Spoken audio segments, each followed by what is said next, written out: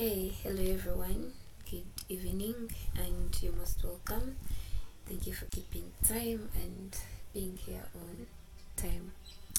My name is Shakarina Nyambi. I'm the current lead for AWS Builder Group, Makerere University.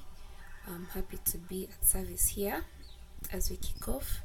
So yeah, I hope all core team members are around, if not almost all, so that we can kick off, and I think the rest of the people will find us along the way. Yeah, so let me just confirm.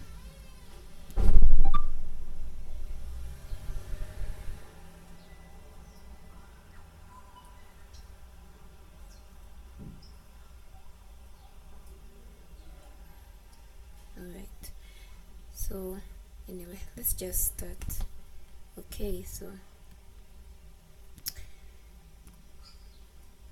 just a quick overview of this chapter.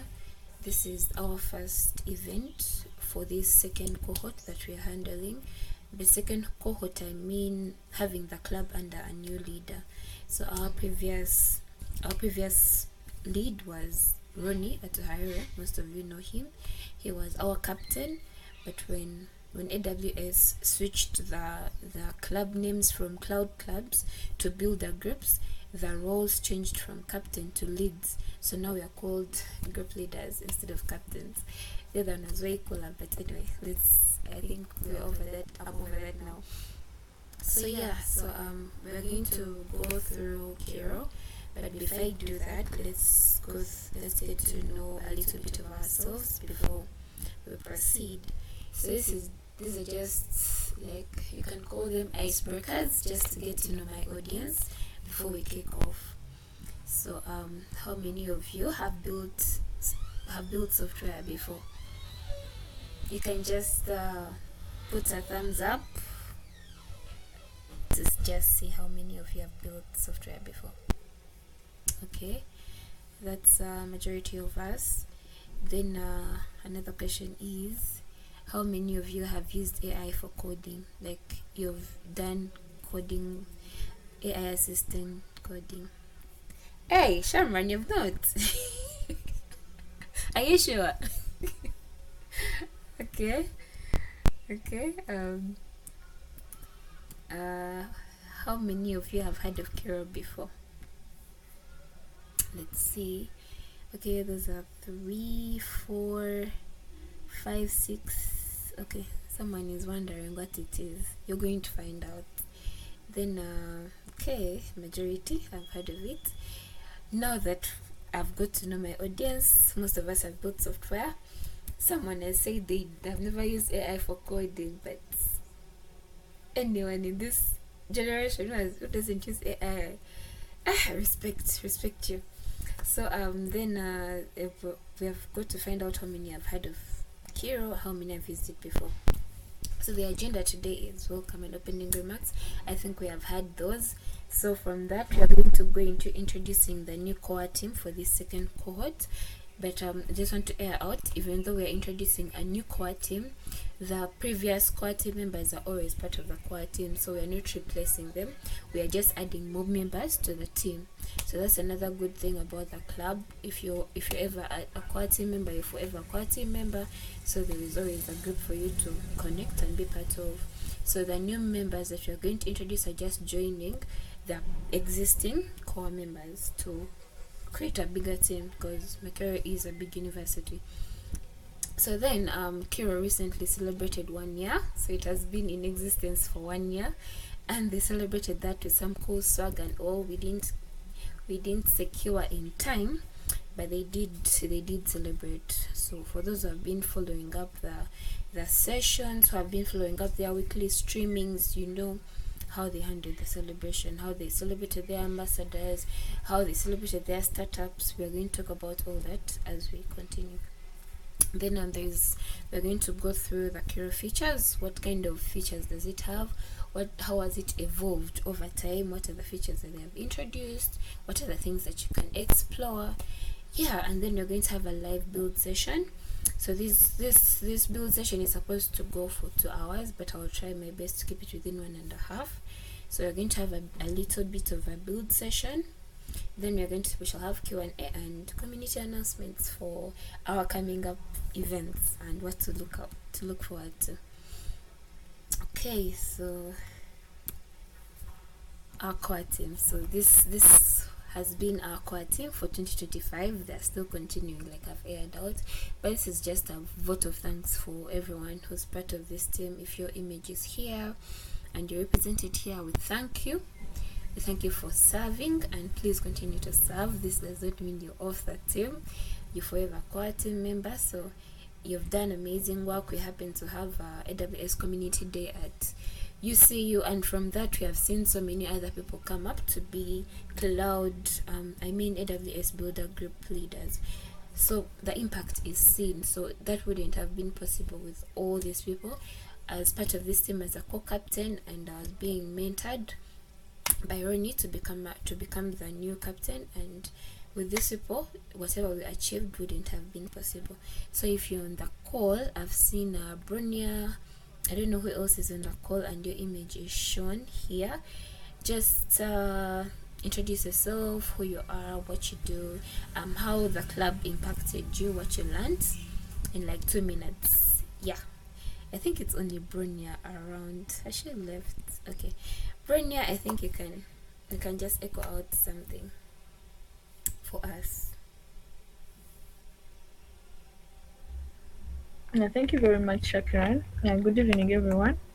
My name is Bronya, and I happen to have been serving in the the ongoing, okay, as on the core team as an events coordinator, AWS Move Club. Yeah, and it was good to serve. Great opportunities there, connections, and teams and getting to know the community. It's always good to be in tech community and in the tech space. So for the upcoming team, you're welcome.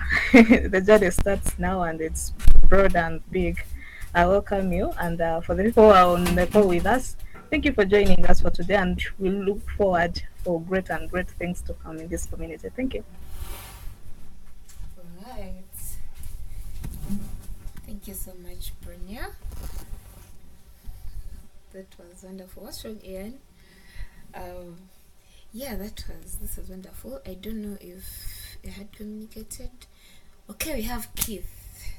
We have another person. So Keith, you could just introduce yourself, share how the club impacted you. Yeah, we want just hear from you. Okay, thank you. Am I coming through? Yes. Hello? Yes, thank you so much. Good evening, good afternoon, good morning from wherever. My name is Tugune Keith, and I'm a tennis player and software engineer.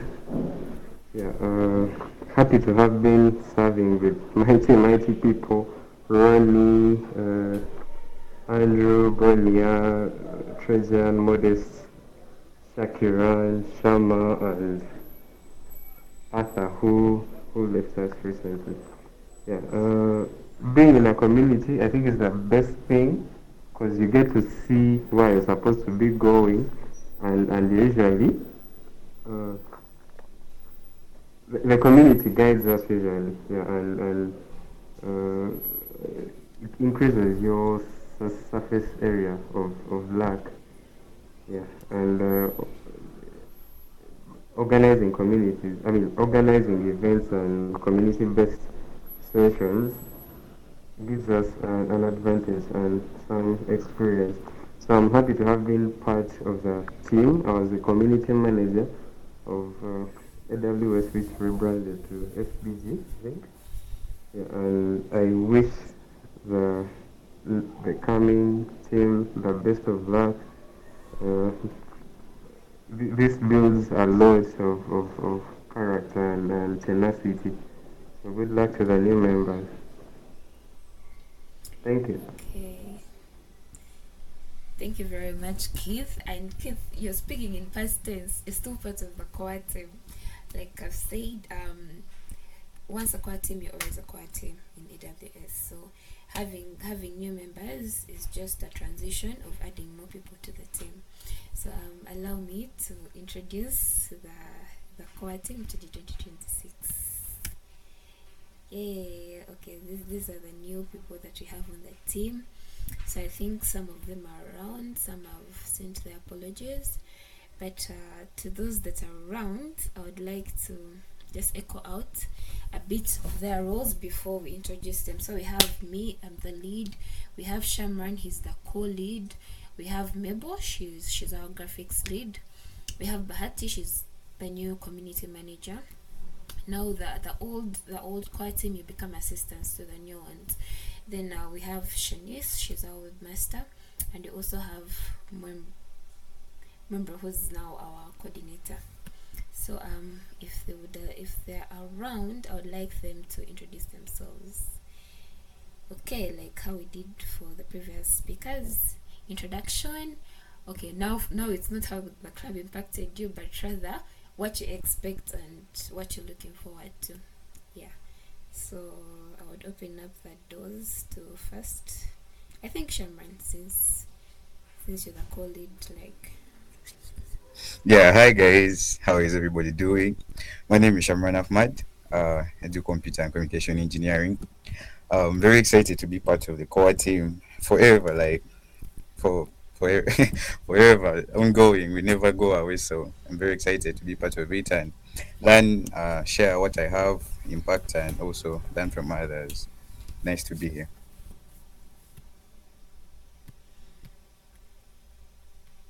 Okay, next person, like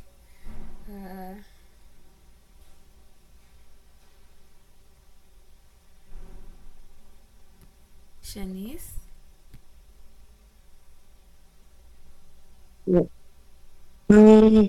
good evening, everyone. My name is Shanice Namaste, and I'm the new webmaster lead.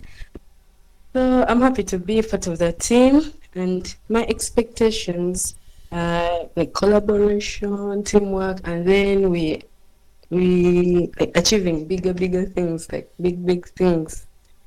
Yeah, and I'm a computer science student. Thank you.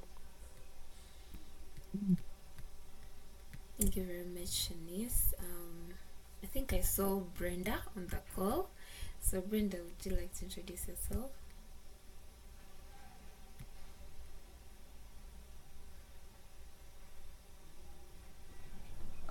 It's Brayley, not Brenda.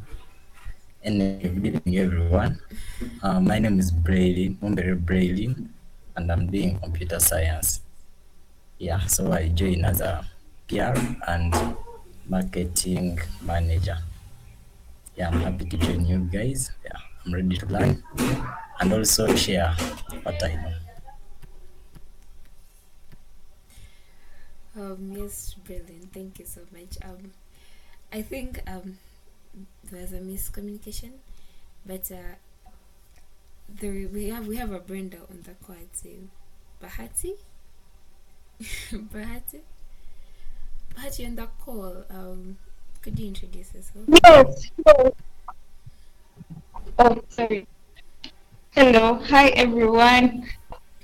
Guys, someone called me and my things was disconnected. My name is Bahati Brenda Kizaito. I'm a fourth year software engineering student at MOOC, and I'm happy to join the team. Thank you. Okay. So I think that's it. Those are the people available right now on the call. We're only missing one person, that is Mabel. She communicated, so I guess just meet your new members, add them to the team. Okay, so let's move on to what has brought us for the session. So we're going to just go through Kiro. So many of you use agentic IDEs for coding, like Casa, or you can use the assisted AI in VS, which is Copilot, for your coding. So Kiro is similar to that, but it brings more to it. So it's an agentic AI, which can be either used as an IDE, a CLI, that means you use it in your terminal, like how you would use Claude Code.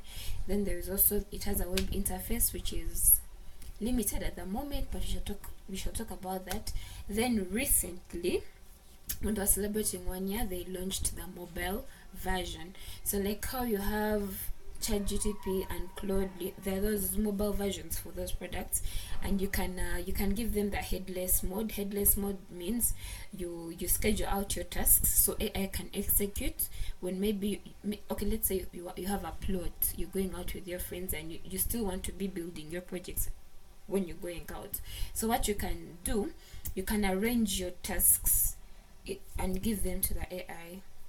So there is something in GitHub called issues, and those issues are assigned to team members who are on a project. So AI somehow works like that. You can either schedule them as issues on GitHub, so that each time it finishes, it closes an issue and sends you a message, or you can put them in a document and make them like a sequence, so that each time it finishes a task, it sends you a notification.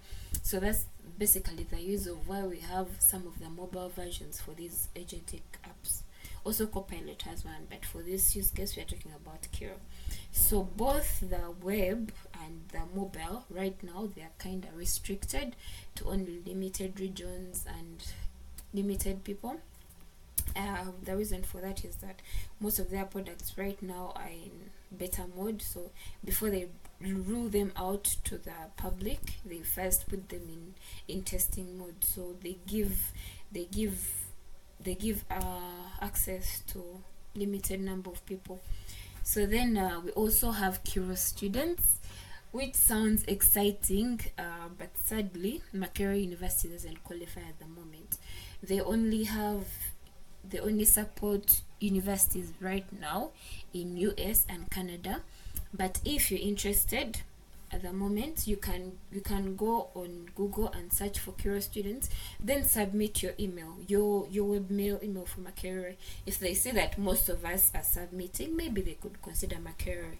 Though as a leader, so submitted in a request, but they told me at the moment, as they're planning to expand, those are the universities they support, but in the near future they will accommodate us.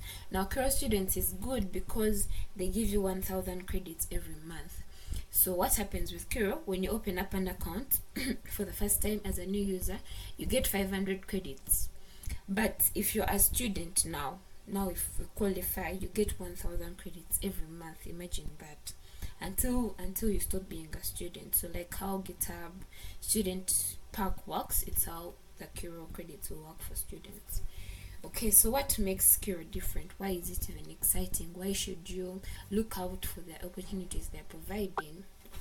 So it's because you're you qualify when our university qualifies. So if they say that Makerere is now being supported, like the students of Makerere are now recognized to be under that program, you can just go to the website, put in your webmail, and they'll add you to the program. Then every month you'll be receiving 1,000 credits. But at the moment, the best we can do is just go to the website and submit your webmail, so that if they see that very many webmails are piling up from Makerere, they might consider us. So yeah, that's it at the moment. So what makes Kiro different? Why should you consider using Kiro? So as you use Casa, as you use anti-gravity, all those things have different features. Now like Casa, you can easily see the web within the app. You don't have to go elsewhere. I've not seen that functionality elsewhere. There is anti-gravity. Anti-gravity has the, should I say, planning mode. It has some cool features of its own. Now with Kiro, they made it with an aspect that it offers AI assistant software engineering, not just coding. It does have two versions of itself. So it has two personas, like how you would build up an agent that if maybe I want my agent to work on I'm not sure how many webmails, but just keep you can only submit once. I think you can submit more than twice, but that will be spamming them. So you can submit once your email, then yeah, we'll wait to see the reply. So let me proceed. So I was saying that Kiro is designed around AI assistant software engineering, not just AI assistant coding. So there is a, I'll come to the questions after. So there are two versions of, there are two personas in Kiro, like you will see. They have the fast coding, the vibe coding, whereby you're sure of your tasks, you just want the AI to execute, or sometimes you're not sure, you're just tired, you just want to build the thing and submit. Then there is the planning mode. Now the planning mode in Kiro is called the spec mode. Spec mode, if you dealt with documentation in software, you know that for every, you have to collect your requirements. From those requirements, you clarify with the client, you make a prototype, the client confirms it or rejects it, you go to revise it. It's a loop, it's a back and forth. So what specs do, Kiro creates for you a .kiro folder when you go under the planning. Then in that planning, it creates for you 3 documents. So we have requirements.md, we also have the implementation.md and the tasks.md. I mean design.md, requirements.md, and you will see them under tasks.md. So in this spec mode, that is like the planning mode for it. But under specs, you also have the bug specs. So maybe you're handling a bug that is heavy. It's not just a matter of changing one line of code. Kiro would advise you to go for rather a spec mode. So when you go to spec mode, it will create a bug file. In that bug file, it will describe what the bug is, break down how it's going to solve it, and break down the files it's going to touch. Then at the end of it finishing these tasks and all, it gives you a summary of what it has done. So each of its tasks go in a sequence. So one thing about Kiro, when it's done with the task, it tends to pause. So that's where the mobile app would help. But since we don't have access to that at the moment, you can just stick to the IDE and be saying yes each time it's done for it to proceed. Or you can just tell it execute all tasks. It depends even on your commands. You can just tell it execute all tasks, let me know when you're done. And you don't have to worry about your credits, because Kiro, when it's executing tasks, it always prioritizes those that align with each other.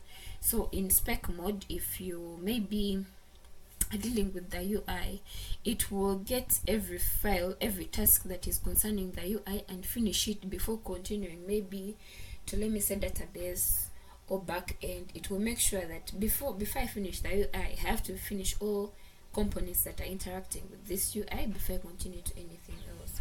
So those are some of the nice things about Kiro. So in summary, I've summarized up what this slide is talking about. Or maybe as you see every other IDE, it also has MCP connection. So maybe if you have your own MCP that you've developed, you want to connect it, you can manually add it. Or if you just want to connect, maybe let me say a Notion MCP, AWS MCP, depends, whatever MCP you want to connect to, you can easily add it. Then it has something called skills also, like how you hear cloud skills, Casa skills, also Casa nowadays has skills. So skills are like how should I relate them? They're not like MCPs, but they're like supporting features for the app. So under that, Kiro also has something called powers. So what powers are, let me say you want to integrate maybe Stripe. You want to integrate payments with Stripe. Kiro has a power for Stripe. This means Kiro is directly connected to the Stripe platforms. It can easily get for you the API. It can easily tell you how to integrate the Stripe with updated docs and updated formats, so that you don't go to the internet and get old formats from away from the new updated formats. So yeah, if you want to learn more about Kiro and go in depth with their documentation, you can go to kiro.dev. Then I saw someone asking about the students where to access it. You can just go to your Chrome and type in kiro.dev/students. So that's where you can find it. Then Kiro features. So this is where we go into depth what they are. So we talked about the CLI, we talked about the web and the mobile. So let's just have a sneak peek of what the documents look like. So okay, you can see my screen. So this is it. Okay, you're able to see. Perfect.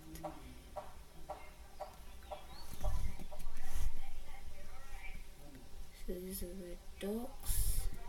They're taking long to load. Perfect. So this is how the documents look like. So as I told you that mobile is in test mode, you can see that it's even not added on the documentation. And when you go here, they will let you know that you have to request early access first. They have not yet rolled it out. So if you want to be notified immediately it's rolled out, you can submit here your email. So back to the docs. So when you come to the docs, they are very simple to navigate really. So here, this is the tab for IDE, so you can go through the installation. How can you install it for different ORS, for different operating systems.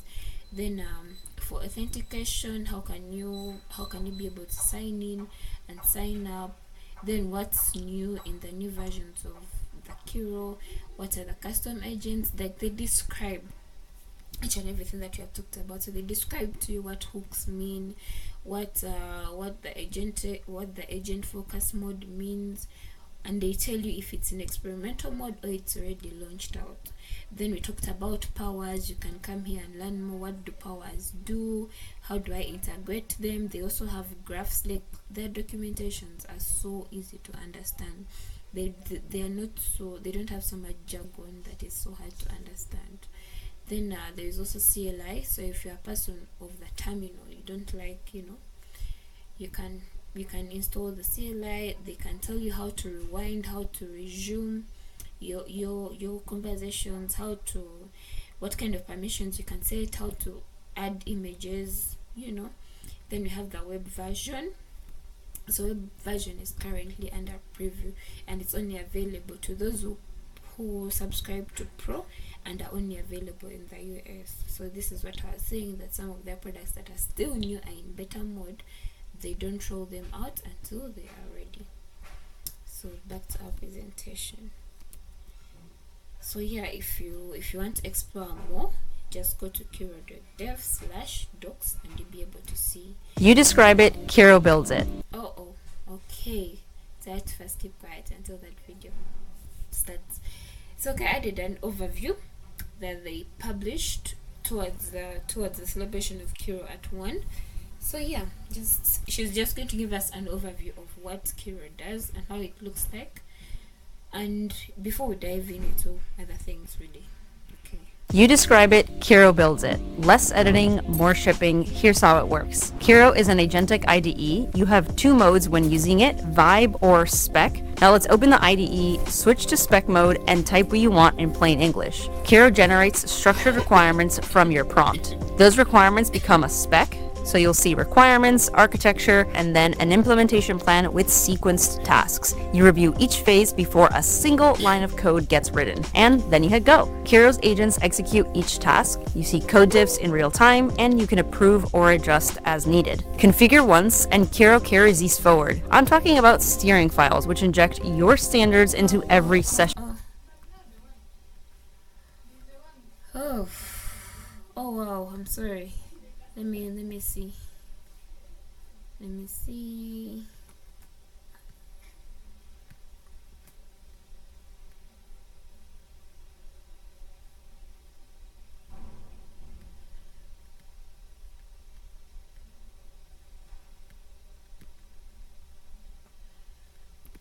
So you're saying I have to share a tab.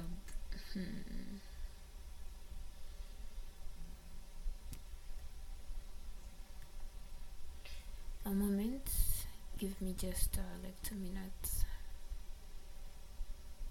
I see how to do this. So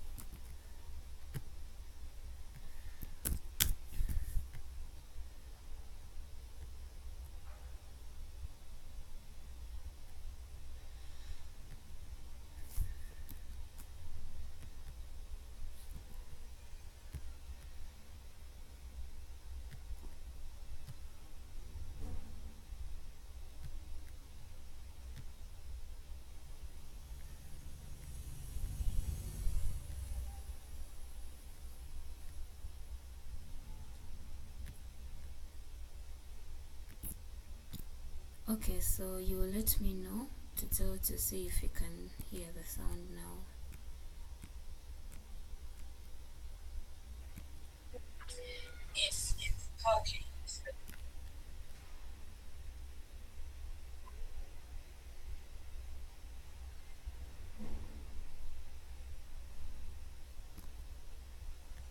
Is someone speaking? Okay, thank you.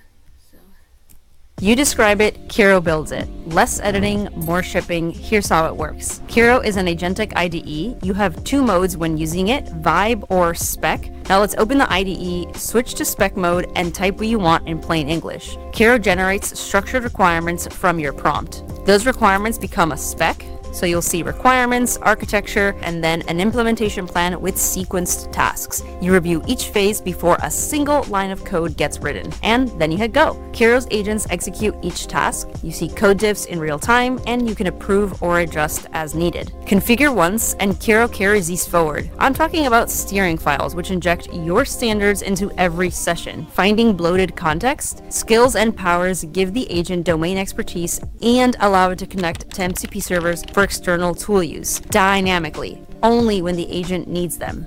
This works in the IDE and the terminal via CLI. Kiro has a free tier and no credit card is needed to start. This isn't just vibe coding. You describe the what, Kiro handles the how, and it learns how you work along the way. Links in the description. Now go build something.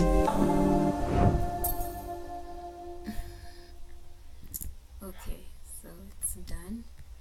I think that's it. I hope it was audible very well, and she was fast and explained quite well.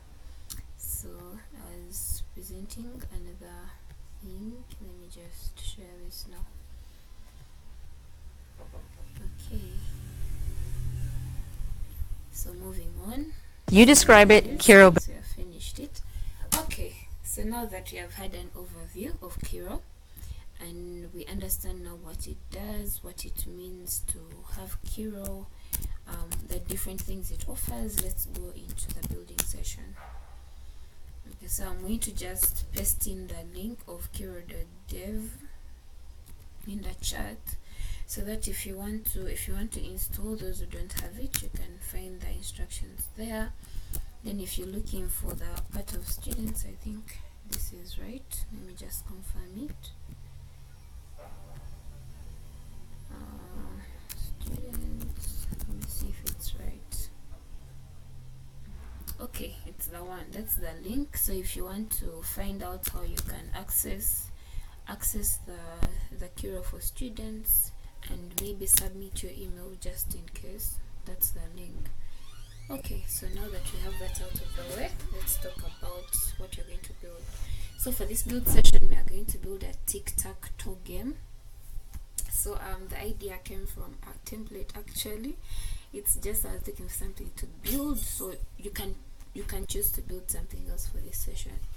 So like we said, Kiro works with description of what you're going to build. The requirements have to be clear. Oh, so sorry. Okay, let me repeat. Oh, okay. So I was saying that I have put the link. I've put the link in the chat for Kiro.dev if you want to explore more of their products, and also if you want to install, for those who don't have it, that's the link for Kiro.dev. Then those who want to explore the students to see the universities that qualify, to also see how you can submit your email, you can go to Kiro.dev/students. So yeah, then I continue to say that for the live build session, we're going to build a tic-tac-toe game. So the idea came from a template that was submitted to us to use, but for the build session, you can choose to build something completely different.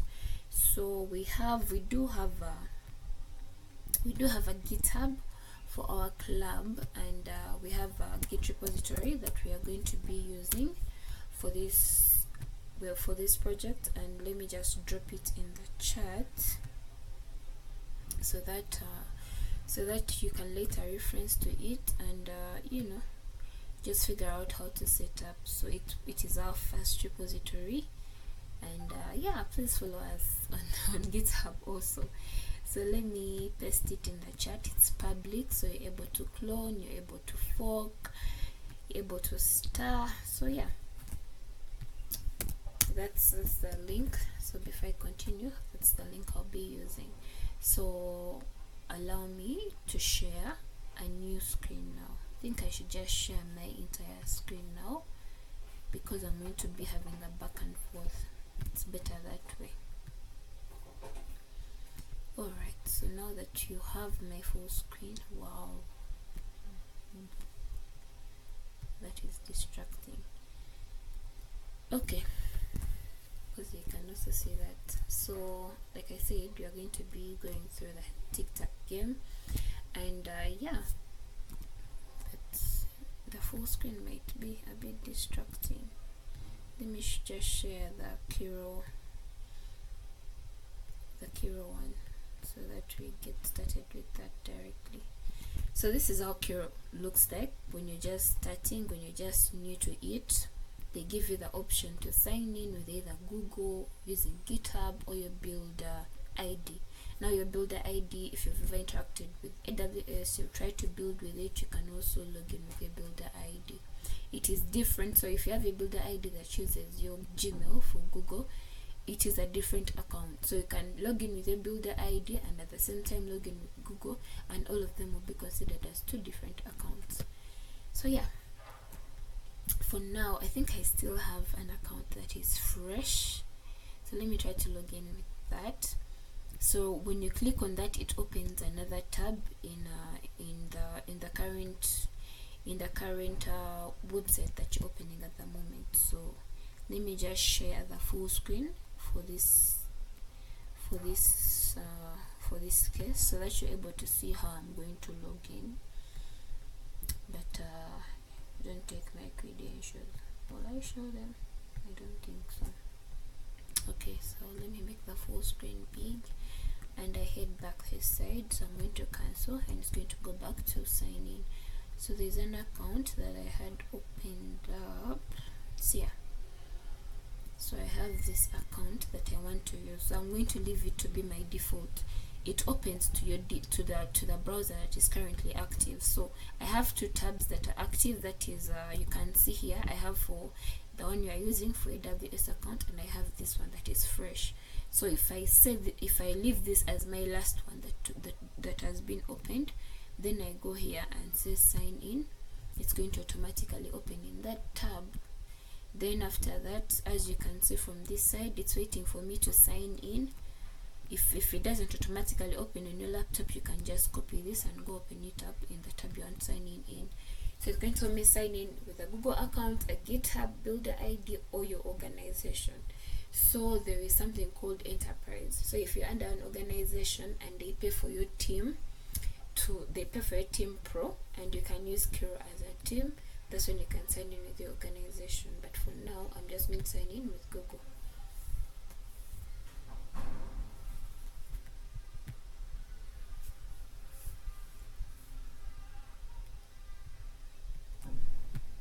Okay, so continue. So I can close that page, and then it's going to tell me you have some security warnings, failed to connect MCP server. So let me close all these.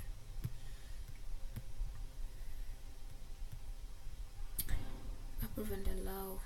Authenticate. For now, guys, just don't show me this. Excuse me. Okay, so now that part is done, let me only share Kiro, so that when I'm switching tabs, you guys don't see that disorganized view.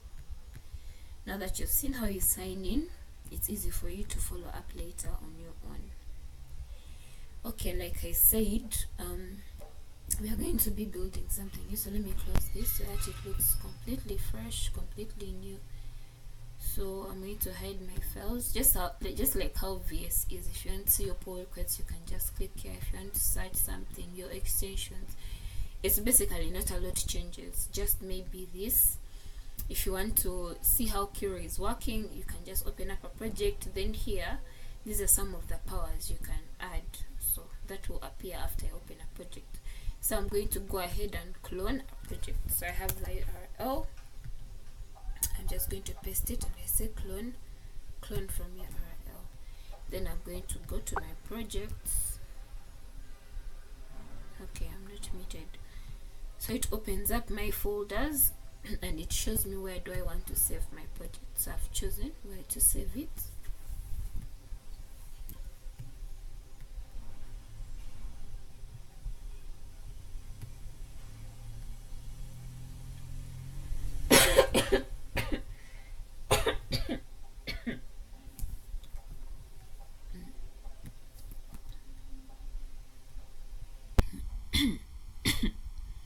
So now that it's done opening my project, as you can see, my project is very empty at the moment. There is nothing. So it asks me, like how VS does, do you trust this folder? Yes, I trust it.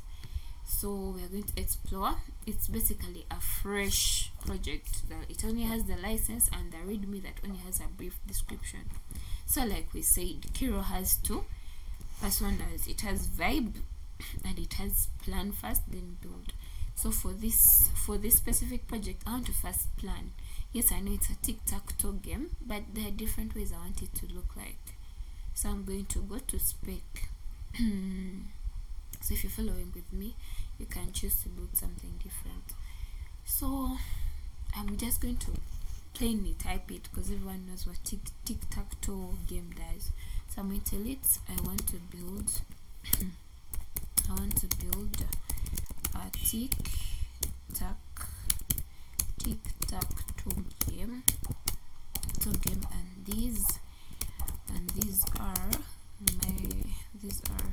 some of the rules I have. So remember the image we had in the slides. I'm just going to go ahead and copy it. I'm just going to go ahead and just download it, I guess. Let me see, just take a screenshot and paste it in there so that it just reads from the image and I don't have to type everything. AI makes life so simple.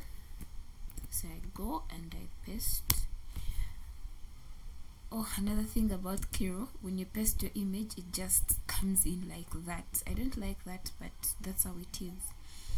I have listed in the image below. Can we plan for this? Listed in the image below. Then I say, can we plan to build this, So I have not yet told it how I want the UI to look. I've not given it my theme colors. I've not told it maybe I want it to be anime themed or anything. I've just told it that so we can refine a document after it's done. So I'm going to push and send. Also, you can see the kind of model you're using. So since I've already used this account before to use Kiro, it has only given me 50 credits. So when you're a new user, here on the credit part you will have 500 credits. But since I'm not a new user, after you use up your 500 credits, they only last a month, your first month. So if the first month goes off without you using them, they expire, so you can't use them again. So I have to be very careful how I prompt, since I only have 50 credits. They run a little slower compared to CASA credits or Cloud credits, but you still have to be strategic about how you're going to use them. So since I have 50, I'm going to be cautious. So it goes again to ask you, do you want to build a feature? So when you build a feature, that's when it gives you all the other 3 documents we talked about. It asks you, do you want to fix a bug? At the moment, it won't reason with you. Like we said, it won't reason for you. It will reason for you if you had chosen the vibe mode, but since you're in spec mode, it is trying to work with you as a software engineer so that it keeps you in the loop. So here you get to actually feel like the project is yours. You get to understand the building process all over. because you're within the loop. So it's build a feature, fix a bug, or a quick plan. It can also do quick plans. If you may be building a hackathon and it's like 2 hours ahead, it can do that. Though for a hackathon, I wouldn't suggest you. Let me say if you have like 1 hour, because Kiro takes some time to like keep the sequence running.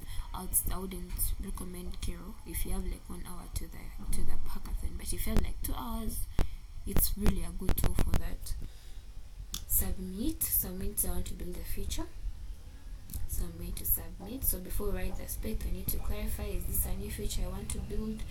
Are you fixing a bug or something? So I've already chosen. So you can choose which document to start with. Maybe for you, you don't want to know about the requirements document. You don't even want to see it because your requirements are clear. You can just go straight to the technical design. It will execute, but it will later ask you, can I generate the requirements doc, because it's in its sequence to generate all the three. So I'm going to tell you, just generate the requirements doc first, so that in case anything misses, I can easily tell it to iterate. So for concerns of you tracking my design and how I'm going to do my UI, let me share my entire screen. Apologies for over iterating. Can't share your screen, something went wrong. Okay, let's see, present something else. Entire screen, share. Okay, so now that I'm sharing my entire screen, let's go back this side. So it has accepted and it's creating the requirements.md. So like we said, when it creates your requirements.md, let me make this a bit larger and make my text a bit bigger. So I hope they are clear now. So this is what I submitted, this is what it has given me. So it's going to create a .kiro folder. This is it. Then within that .kiro folder, it creates the specs folder, and under that specs folder, it puts the title of what it's working on. So it's working on the Tic-Tac-Toe game, and under that game folder, it has created the requirements.md file. So let me make this a bit smaller, and this is it. So let's go through what it's writing. See if I can make it any more smaller. I can't. So we can see, allow me to make this a bit smaller, but I hope it's still visible. So we can see here, why is it giving an error? What's wrong? Let me see if I remove these. It will stop showing that trend sign. Let's see. No, it has not. So what's wrong?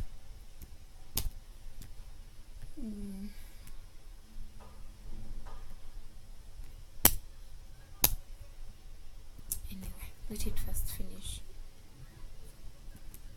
Try to put it two double hash. No, it's the first heading, so it's supposed to have one hash normally. So I don't know why it's doing this.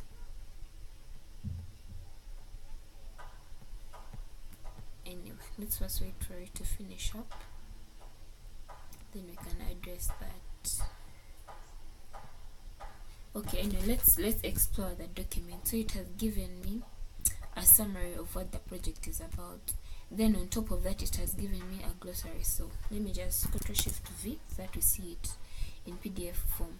So this is the introduction. Then it has given me a glossary. Glossary explains the different words it's going to use. So if it mentions a board, this is what it means. If it mentions a player, this is what it means. If it mentions a CPU, maybe AI opponent, this is what it means. Leaderboard, and so on. Then the requirements. So it tells you requirement 1 is the customizable board. So it also gives you user stories. So you see all your principles as a software developer, all your principles of documentation being applied, and you can relate.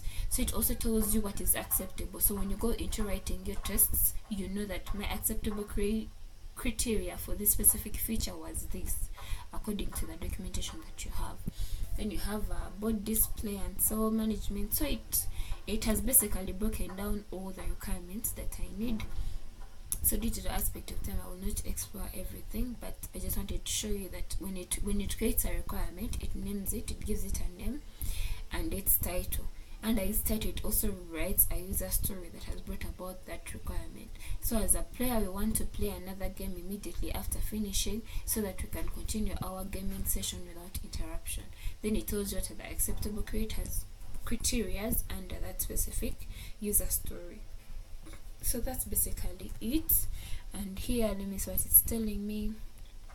So it's telling me requirement 1.4, the spec requires an error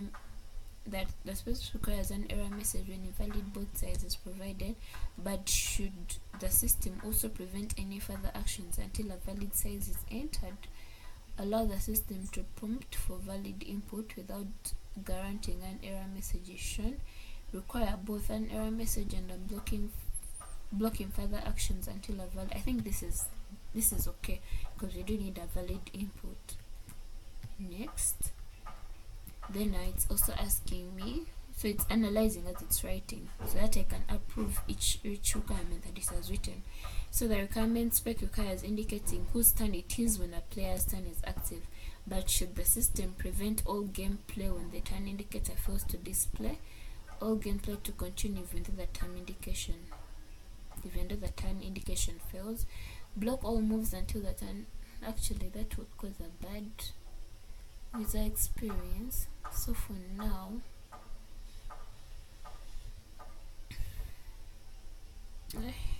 guarantees players or a show whose turn it is, but display bug could make the game completely unplayable. That's true. What's our trade-off? Let me just go with this for now. So the spec requires the CPU to automatically generate and execute moves on its turn, but what should happen if the CPU fails to generate a move due to the system error? Allow the game to continue without CPU move, keeps the game playable when the CPU logic fails, but may create confusing gameplay when the CPU skip turns, halt the game and display an error.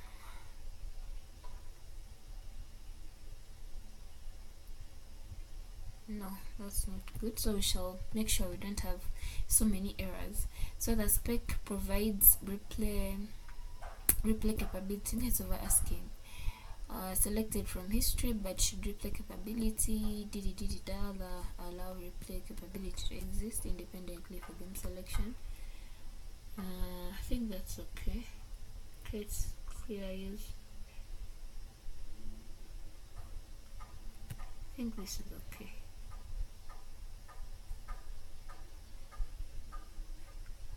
Yeah, you just weigh your trade-offs and see what would be the best option. They're just increasing.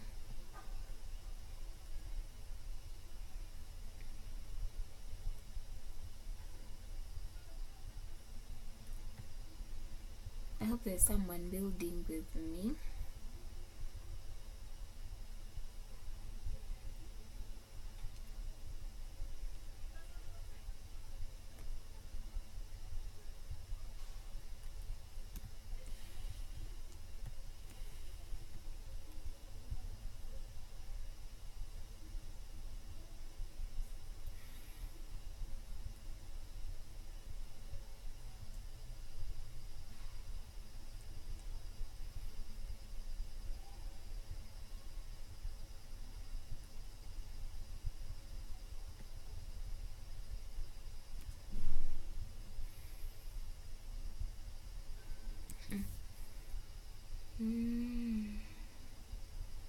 The trade-offs are almost the same.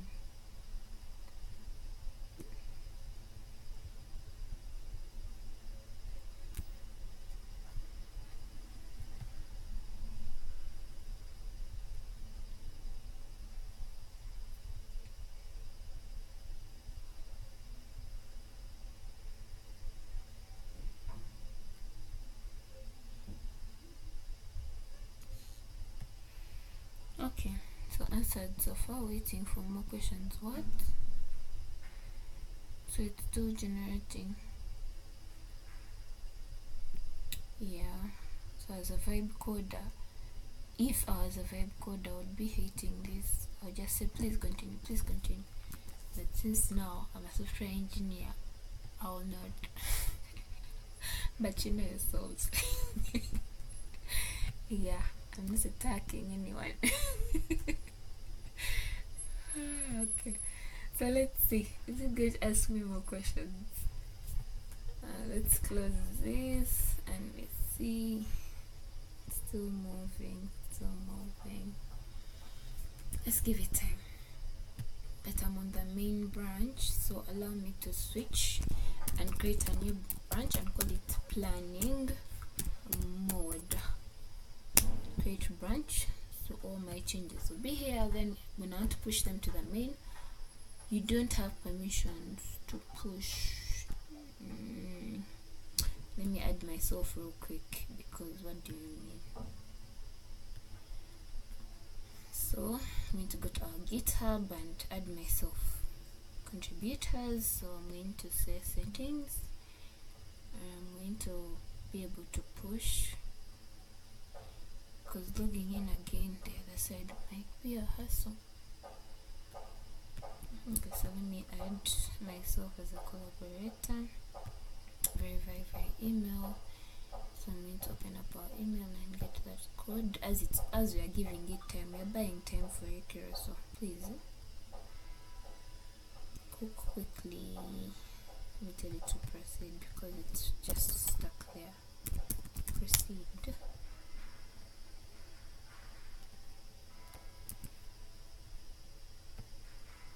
Okay, so since the job got done for this, let me close it.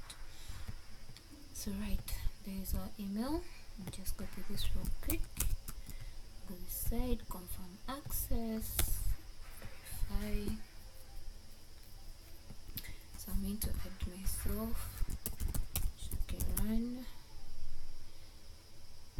The other Shakirans. Okay, Nanyambi. What?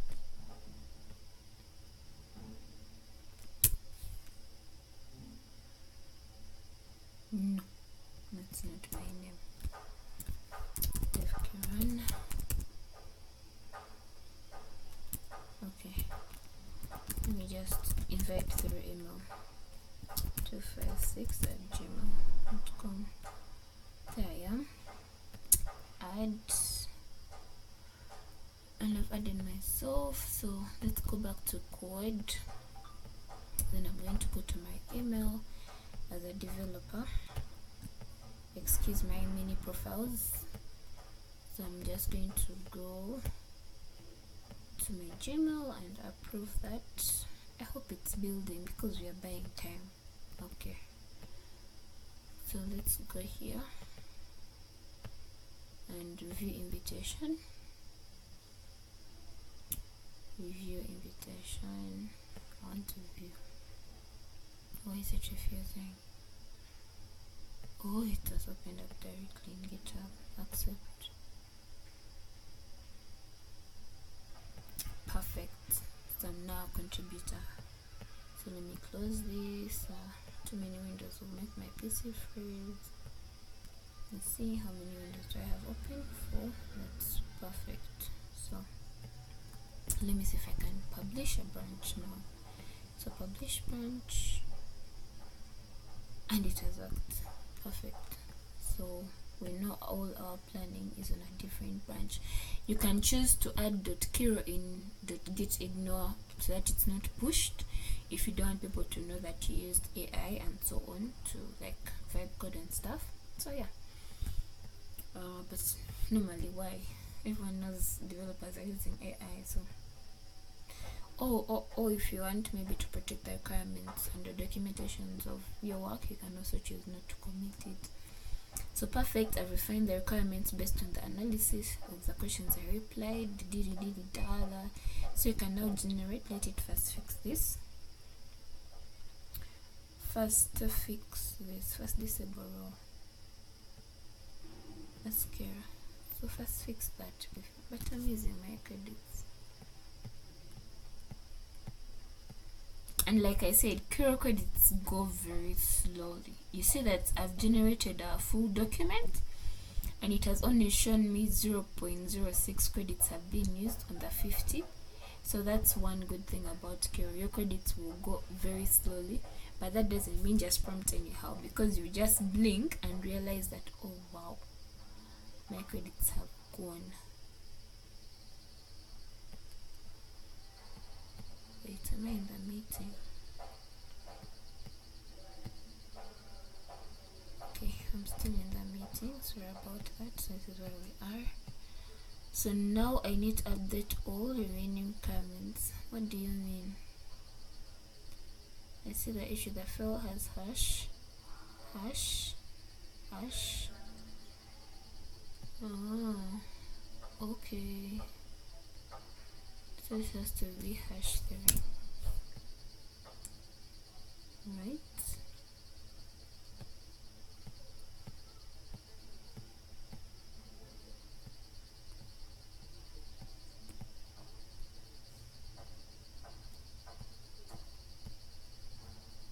Oh, now we are in 1. Let's close it and reopen. Why is the error still there?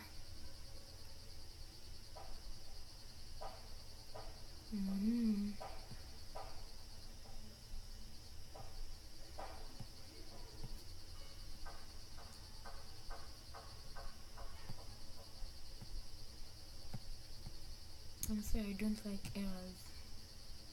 So I'm going to first wait for it to finish. Okay, so another cool feature here is that, let me first lock this.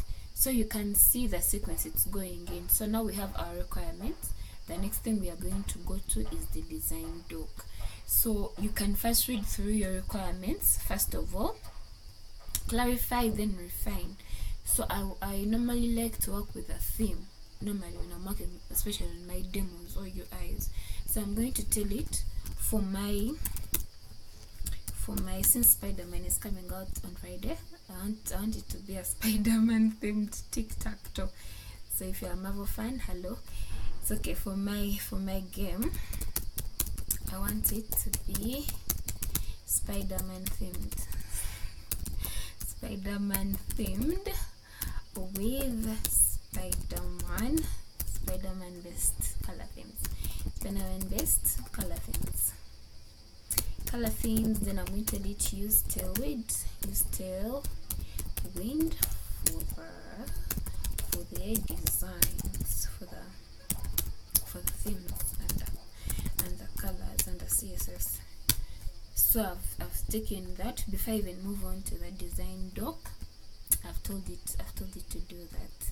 So yeah, I have then the design doc to incorporate a Spider-Man theme. Yeah, Spider-Man, because it's coming out on Friday and I'm excited.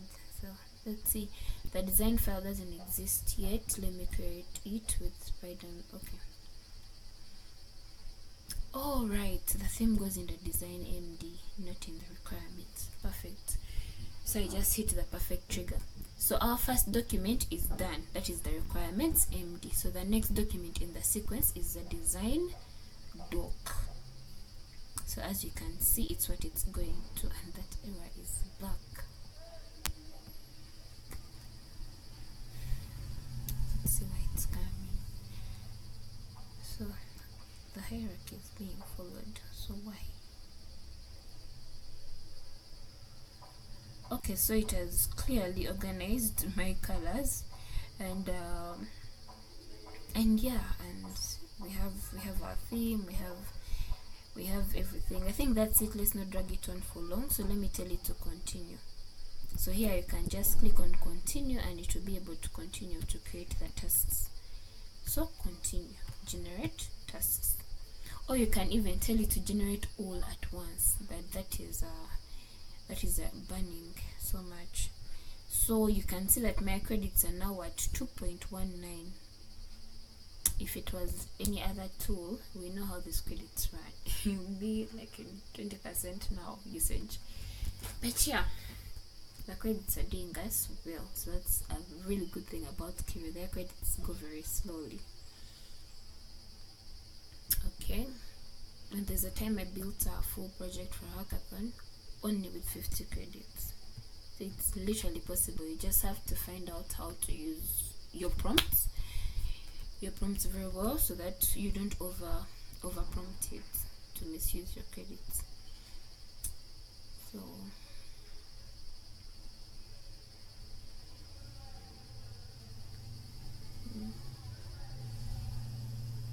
let's see how it's correct, and I'm not prompting to fix another error like this. No.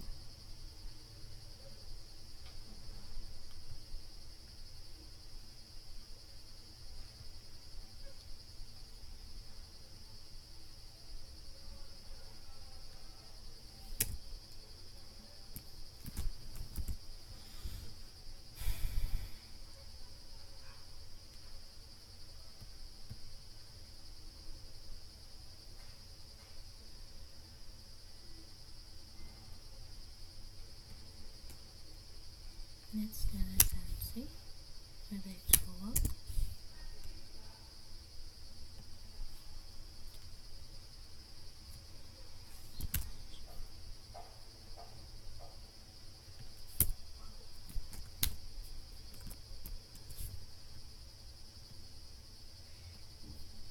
Okay, so it's asking me, do you want to use React? Do you want to use Vue? What do you want to use? I think I'm going to use Vue, because I don't like the reactive thingies. They're error. Let me just use Vue for today. Let's use Vue. Don't want to go into a full hassle of React errors, you know. Still, this hasn't fixed it. Then what's wrong with you? You error. Let's close you and open you. And put you.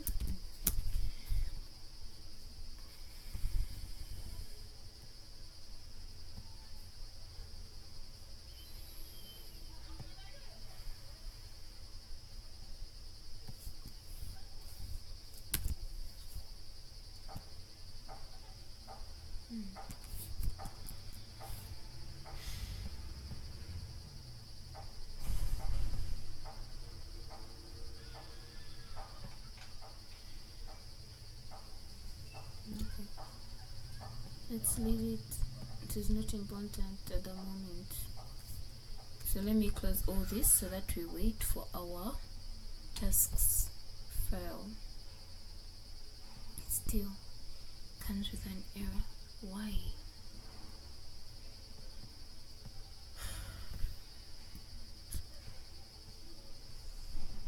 Oh, the error is back. So okay, so now it has generated my tasks, and this is how the tasks look like you can see. We have the overview. It gives you an overview still, then it breaks out the tasks. First it's going to do project setup, core infrastructure, define the core, the transcript, and did. So we have all that in check, the colors, what it's going to consider, and so on. So I'm going to go ahead, so it's telling me it's done. So in order to save my credits, I'm going to go ahead and build. So when you want to run your tasks, you can tell it to run all tasks. So when you tell it to run all tasks, you can first tell it to run the required, because there's a thing in Kiro whereby with every feature it finishes, it writes tests. Whereas that is a good thing to test after you've built every feature. It eats up time and credits. So what you normally do, you can first tell it to run the required tasks first, so that you can write the tests for everything at the end. So normally the optional tasks are normally the tests. So yeah. So I'm going to tell it to run all the required tasks. But if I do that, allow me to push so that we switch to another branch.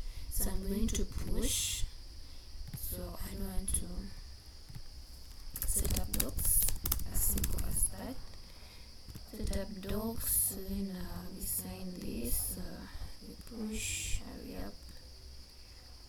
So we're going to switch our branch, go to terminal, then we merge. I was not sure an error, but I think that is just cache giving me a headache.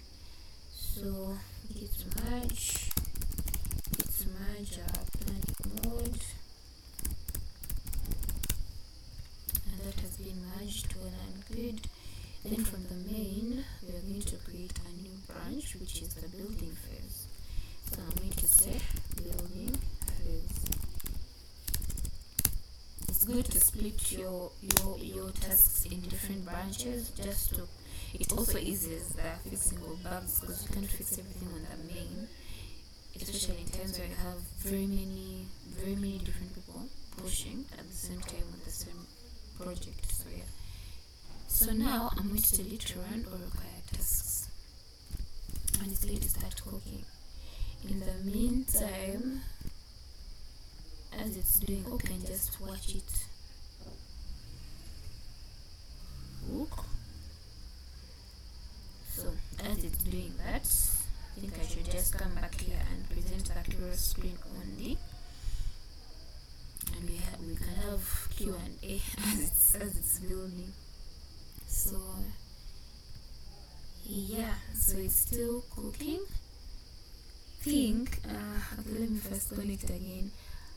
Why didn't you introduce yourself at first? You guys, I think I introduced myself, but I'm Shakarana Nyombi. Yes, a current lead for this chapter, and with this chapter comes a team that I'm working with, and they introduce themselves also. And oh yes, in pink instead of red. Pink? Is there a pink Spider-Man? No. So, okay.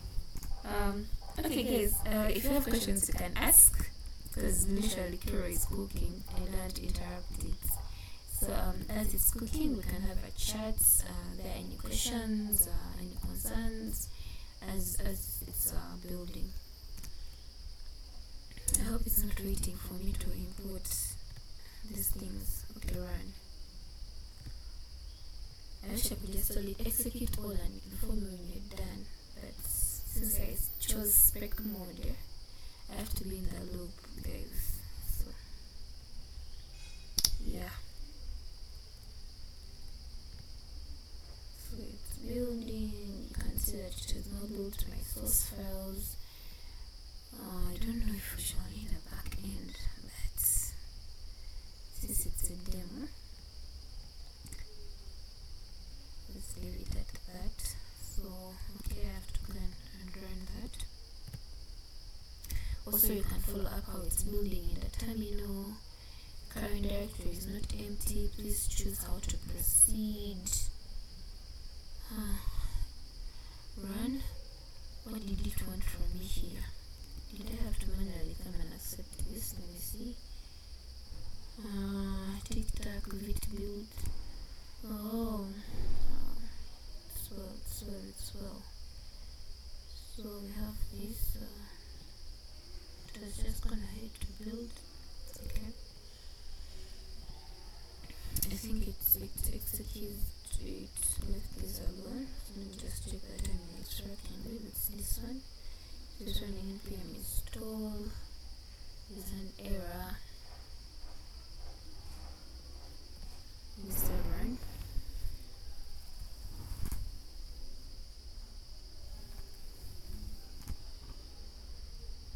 We're getting this robot utility function tasks with execution. Run. Okay. Coming back this side. Guys, you don't have any questions? Oh, you're all building. I hope.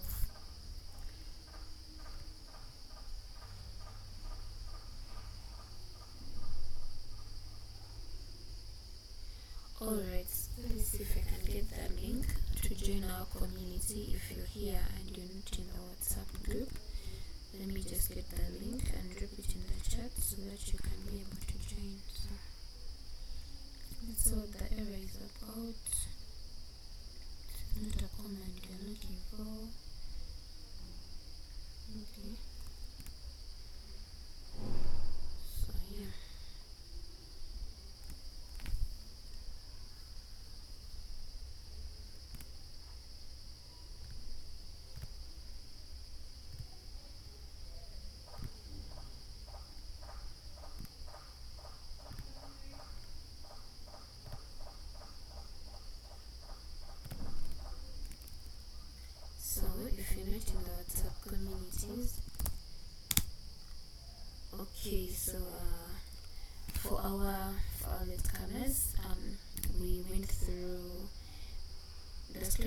at your environment. I'm not sure if you're asking if it has sandbox mode or not, but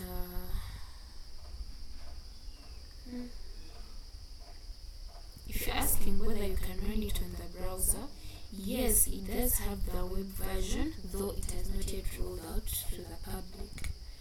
It's still in it's only limited to US people and people who pay for Kiro Pro, who are in the US. So yes, it's not yet available to the public, I would say, in short.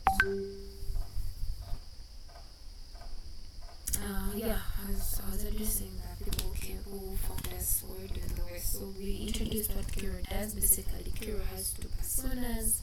That is the vibe coding part and the spec mode.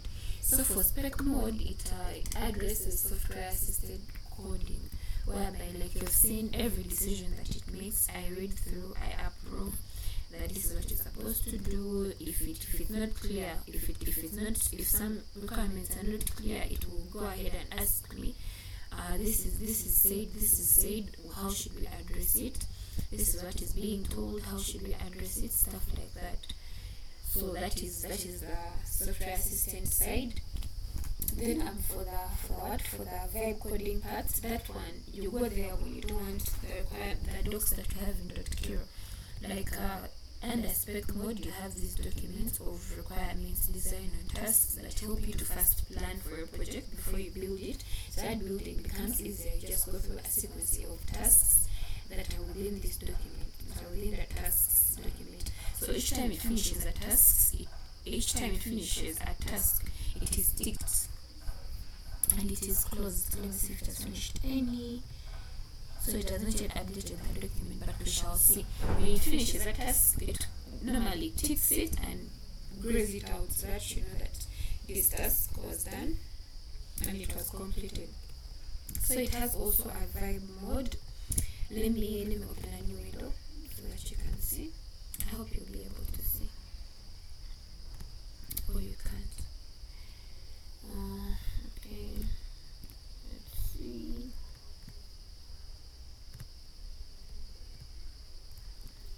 And so as it's running, let me just show for people who have just joined us. So isn't a window. So we went through the whole logging in process. We said that when you're logging in for the first time, a first time user, you log in, you have 4 options of logging in. That is with Google, with your AWS ID, Builder ID, or your GitHub, or your what is that called? Your organization. So for organization falls under the enterprise plan. So if you may be under a company and they pay for this AI tools for you, the programmers to use, you can use that. Or maybe if you have GitHub, you can sign in with GitHub. If you have Google, you can sign in with Google. So a nice highlight about Kiro is that if you have maybe your GitHub and your Builder ID registered with that email of Google, they are considered as different accounts. So if you come to Kiro and sign in with Google and you get your 500 credits the first time and they get done, and now you start getting 50 credits, then you go ahead and sign in with GitHub under that same email, but now it's GitHub. Kiro considers that as an independent account, even though it's the same email. So it also allocates 500 credits to that. So that's its beauty. So until you're done, then you can use another profile. So it can be an ongoing loop. So the project view that we're talking about. So I'm going to open a project. Let me just open a random project here. Okay, let me just open that. So we said that when you're opening the chat for the first time, let me say you've opened a project like SAR, and you open a new chat. So Kiro has 2 personas. It has the spec. The spec, it says you plan then build first. Let me just make this big. You plan then build first. Like you think through your features, you go in depth, you like go through whatever we have been going through. Then for vibe, it's basically rapid, you test immediately, then you implement. Like there is no much planning that is done. So for our session, we went to spec, and Spec brings about that .Kiro folder that has all those files. So let me present what I was presenting before, so that we see how far I have gone.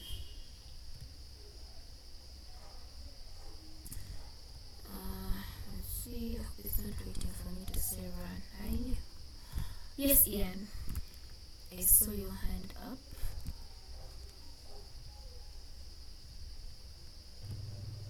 Good evening. Good evening. Good evening.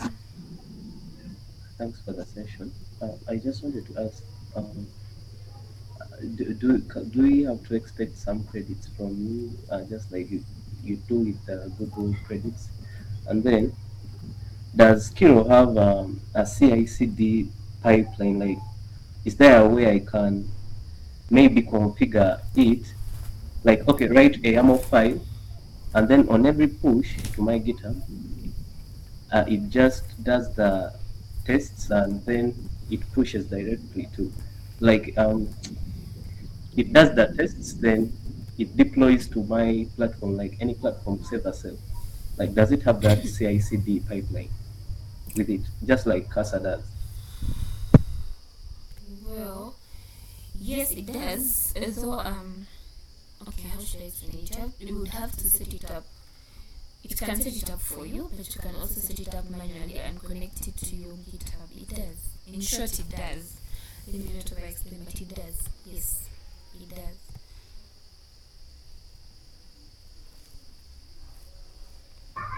And the credits? Oh.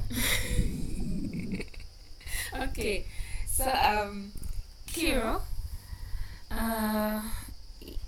Okay. So Kiro has since right now we say, like, you've heard me saying that everything of it operates, it first limits to give them out. So currently our event sadly doesn't qualify for the credits. It was announced a bit late. If I had announced it like 2 weeks back, I would have applied for the Kiro credits, and then they have to first approve me, then allocate me the credits. So the Kiro team operates a bit independently from the other overall AWS products. So everything that you want from Kiro, it has to go through them, because they normally even allocate swag for the captains here. They normally even allocate swag. So if your event is going to be physical, they can also give you swag, but you have to apply like some good days before your event. So since this came a bit out of that time frame, and I got to learn about the opportunity a bit late also, we couldn't apply in time. But for our next, hopefully maybe even hackathon, we shall have the credits if we are approved. So yeah.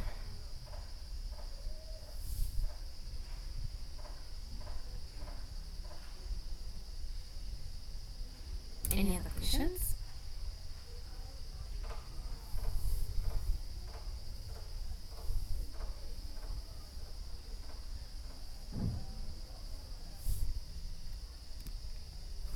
If there are none, I think we can continue to build. If there are none, I think we can continue to build then. Though I'm not sure how to put music here, so that we can build. Are there any people building with me? Can you just give me a thumbs up so that I know who's also waiting for their things to finish up? Okay, Oscar is building with me. Any other person? Alright, so let's wait. Perfect. Now let me create a final summary and report back to the orchestrator. So it has finished a number of tasks, and let's see if it has ticked them out. So it hasn't, so I think that will happen after reporting. So let's see. Let's go to this terminal, see what it's doing at the moment. So it also wrote the tests. I guess those tests were required, and it's showing they all passed. Okay, so let's close this folder and see what it has wrote at the moment. So I have that .vs that has my rules. I wish I used Node as well. I've had my back end in one thing. So I have my test. It was testing out the boards. It has only finished among the tasks. It has only finished the first one. Under the first one, how many do we have? It has finished one.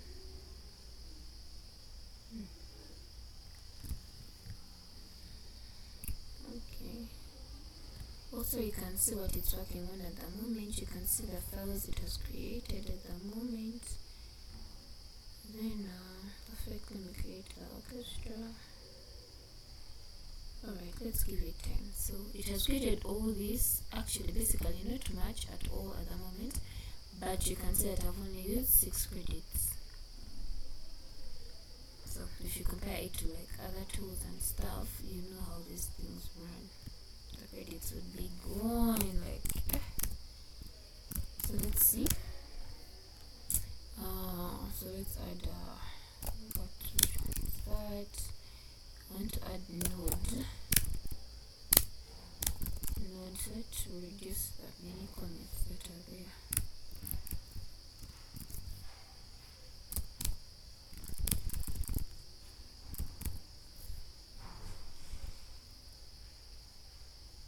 Let's see if it will be ignored.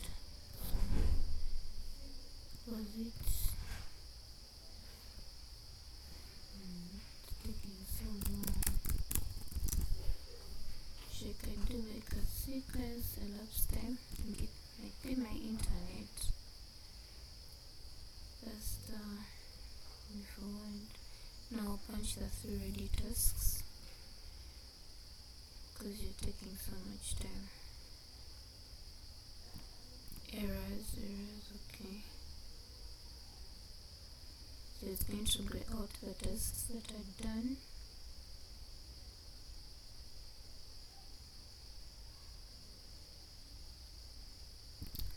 Okay. This is not yet ignored. It has to be ignored. So many comments.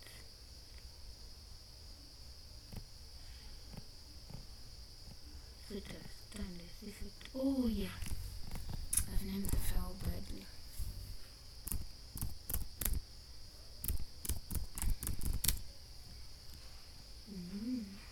That's why. Then I put a dot there instead of hash. Let's see if it will ignore it now.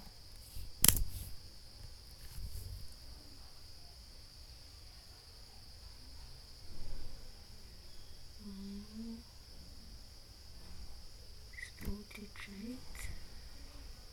It's cached. It's long to load. Yes, it's waiting for me to execute all this. I'll just go ahead and execute them. Just run them by me.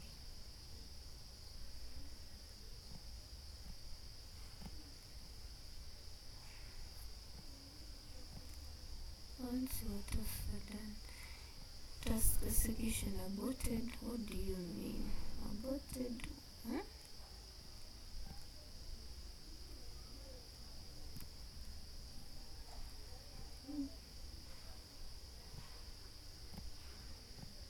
What do you mean it was aborted?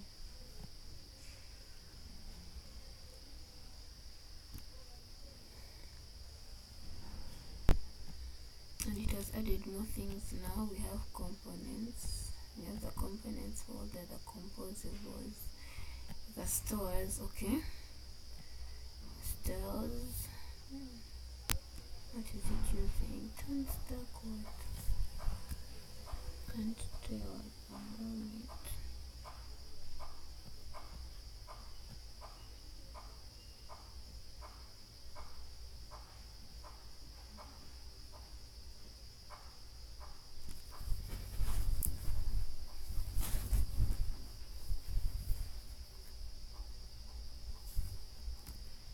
Let's see if we have any more questions.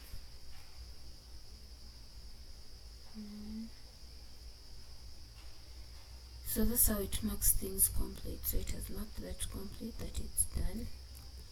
Let's go and see that I had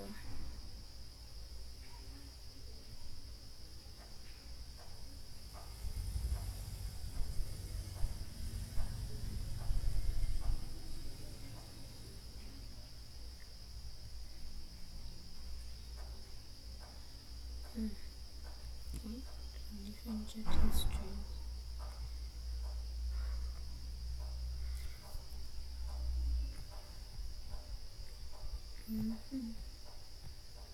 So here we go. I don't know which task I'm on. Okay, that is also completed. Proceed. Let's finish first. All tasks, then notify me. Then notify me after. Don't pause.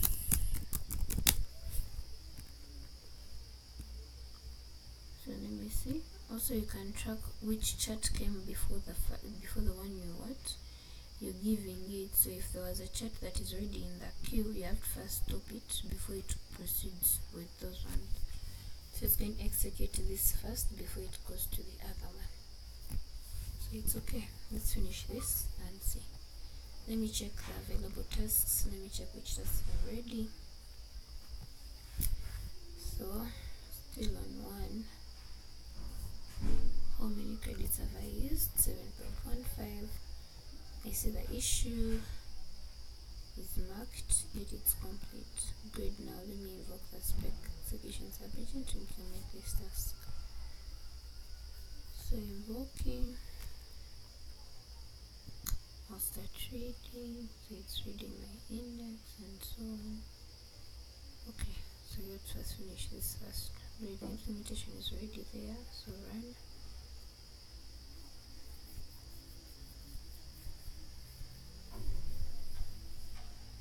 Perfect, all 32 tests first. Let me verify the implementation. Mark it correct if it's done. Because you're lagging behind. Oh, negative now has worked.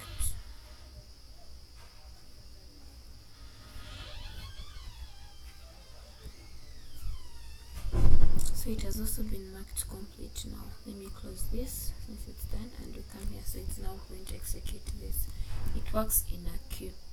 So if you accidentally prompted something and it's already in another chat history, it can't execute a new command unless it has completed the first one. So that's how it works. So we have game logic not yet done. Let's see.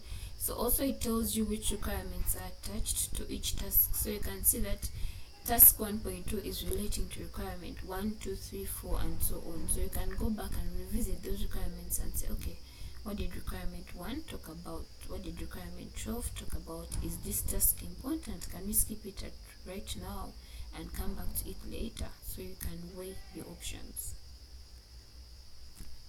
So it's reading through. Let me see if I have any questions. None.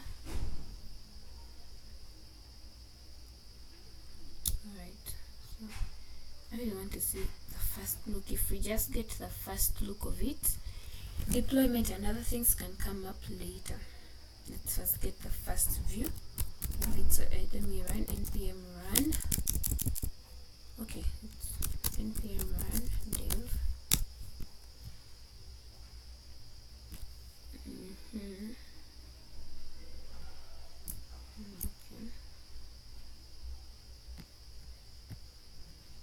So if you want to see how my project looks like at the moment, let me show you what we have at the moment. So this is what we have. This is what we have at the moment, just this. So it's not fine. Maybe the game components are coming soon. So this is all we have right now. So let's go back to Kiro.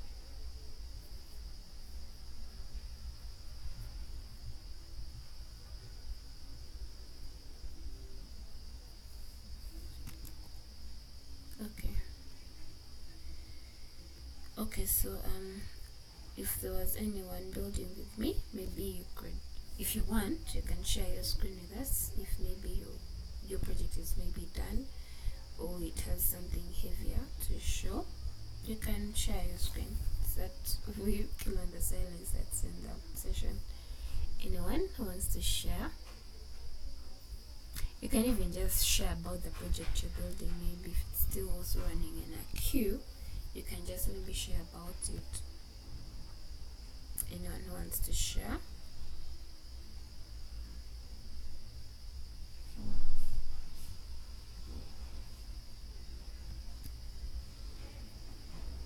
You can feel free to mute.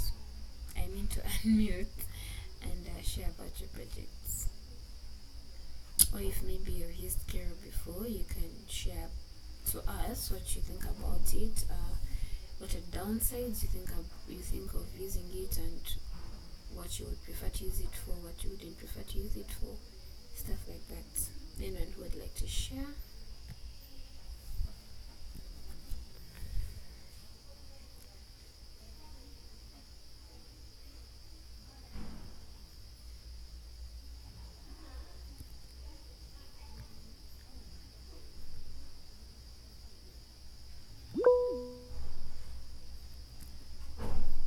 Yes, please. You can. Yes, you can unmute and speak. So thanks for the meetup. But I wanted to represent, but right now I'm on somewhere very far from the PC. But next time if we're having another meetup for Kiro, I'll represent because I've been using it almost for 3 months. I'll represent on the projects which I'm working on using Kiro. Yeah, anyway, thanks. Thank you very much, Hassan. Yeah, sure. In the next meetup, you can definitely share. Any other person? Maybe I see. Okay, let's kill some silence. I'm just trying to kill the silence here. I see some captains. We have other captains from other university. I see one on the call. I think the others have dropped off. Benjamin, would you like to share with us about AWS? What's your experience as a captain? I think there are some people here aspiring to become captains for their campuses, so you can share a word or two to them. Yeah.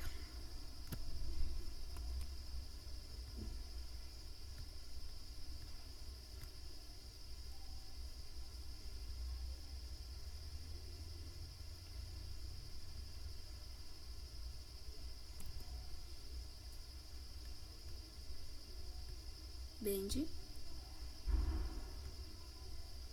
are you available to speak?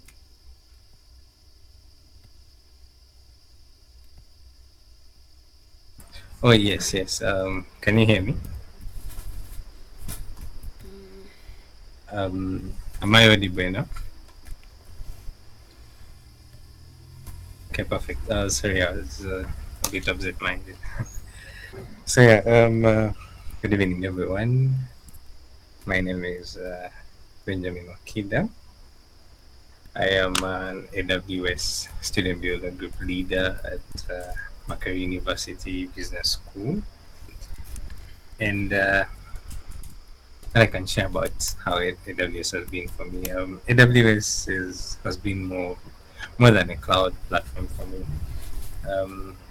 It has been a very good gateway for me into innovations and helping students gain access to cloud computing, AI, and the different technologies that AWS provides. And basically, my role as a student builder group leader is to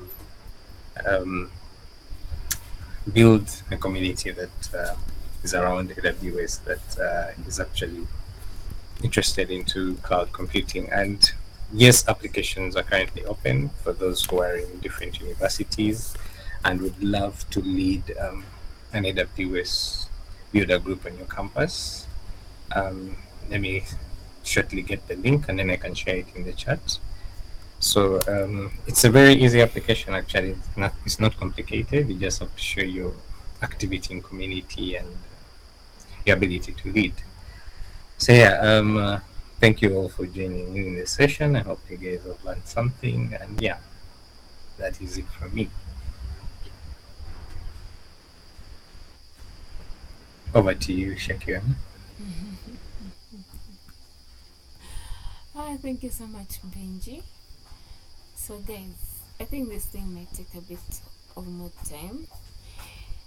But if you feel like you have somewhere to be, this session is being recorded. So once it's also done, I think I'll post the link in the community. We're still here, but if maybe you're on the move or something, you can. Oh yeah, so Benji has shared an application to the applications that are currently open. So yeah, if you want to be a captain for your campus, feel free to apply. In case you need any help, you can reach out to either me or him or the other captains that you know of. We are open to help you apply. So you can only apply if you're a student and if your campus at the moment does not have a captain. So before you apply, first confirm that my campus really doesn't have a captain and I qualify, yeah, then you apply. But if your campus already has a captain, now for example MOOC, for example MOOBs, there is this other, for example KIU, MUST, all those ones have captains. Utamu, so you have to first, Multicheck also has, so you have to first verify that if my campus doesn't have a captain, then you can apply. But if your campus has a captain already, then just engage with that captain if you're interested basically, and you still have enough time at campus, because when you're applying they ask for your graduation year. So if you still have enough time on campus and you're sure that you're going to commit, engage with the captain to run the events with that captain who's currently running, learn from them, so that when they're done they can recommend you. For AWS, you only serve for 1 term, so after our 12 months we cannot continue, we have to just recommend, we hand over to someone else. So that's how it works. So when you're leading, you have to mentor someone to get into your place. You don't just leave it scattered. So in your core members that you've chosen, if you're not part of the core members but you're interested, you can reach out. The person might have core members who are not active. You never know, they could choose you. It's not a must for you to be a core team member, but it's kind of a standard. So yeah, and we have a privilege to change core team members. So if that captain sees that this person is even more active than my existing core team members, they can switch up their positions and give them to you. So it's just about being intentional about what you want and the impact you want to proceed. So as I'm still building with this, let me talk about our events going forward. So we have had this build with Kiro session. We plan to have the build with PattyRock. PattyRock is also like another AI tool for AWS. You'll see how it works. We shall have one of our core team members to share about that. Yes, it will not be me this time. I'll give space to another core team member to share about this. Then after that, we are planning to have a code quest also this semester. If time allows, we shall also have the boot camp. So the boot camp is a bit huge, so some have jumped off the call, but with AWS they're able to give out certification vouchers to our community members. But before we submit that form for our community members to register for certification vouchers, they have to have qualified, they have to have achieved a certain standard. Like you're not going to just get a voucher and sit on it, you have to use it. So before we even send out like vouchers to people who qualify, we plan to have a boot camp before we give out those vouchers. So communication about the boot camp will be communicated as you're still in progression of talking with our mentor and our faculty to see whether they can give us room for that, how we are going to handle it, who are going to be your mentors for that. Yes, so it's in planning phase, but look forward to that because we plan to have it. I think that's it. That will be like, if we finish the bootcamp, that will be our closing chapter. Then if time allows, we can also have a Kiro hackathon. That is, if we apply and they do approve, we can have a Kiro hackathon so you guys can experiment how to build with Kiro. It might not be only about Kiro. We might take and either use Kiro or Party Rock and you present, but you have to stay within the AWS ecosystem. So yeah, I think those are some of the updates I wanted to share with you. So if there's still some more questions before we proceed, you can ask, because clearly Kiro is still cooking, and I don't think I don't want to go beyond 8 for this session. So yeah, but just to proceed with the presentation for the, let me see, window. So like we said, these are our requirements for the project. Basically, this is the idea of how it might look like. So like if you have a Tic-Tac, you have the play game, you have the leaderboard, match history. This is how it could look like with the leaderboard, game setup. This is also another way it could look like. Those who have worked with Google AI Studio, you know, some of your apps come up looking like this. So this is how it could look like. Then if you may be a cat person, a pets person, you can choose to go with a pet theme. This is also another way of how it can look like. Then for the resources, this is the workshop GitHub. I already shared it in the chat, but if you are not there, this is how you can reach our GitHub and maybe check the repo later. I'll finish that up. Then another thing I wanted to share with you. So this Kiro dev community, how did I forget? Time has gone and I've not talked about this. So one thing about Kiro, if you're a builder of Kiro and you've built something really, really cool and outstanding, okay, even though it's not so outstanding, because some of the projects there are really not that outstanding, you can share it with them, and they can actually highlight you on their blogs and their platforms. So one of the things that Kiro does is that it has a, let me see, what window can I share really? Let me just share this one. So one thing Kiro does, it has weekly, what are they called? It has weekly streams. So how an individual can decide to have a live session maybe on their TikTok, on their Instagram, every like, let me say every Friday.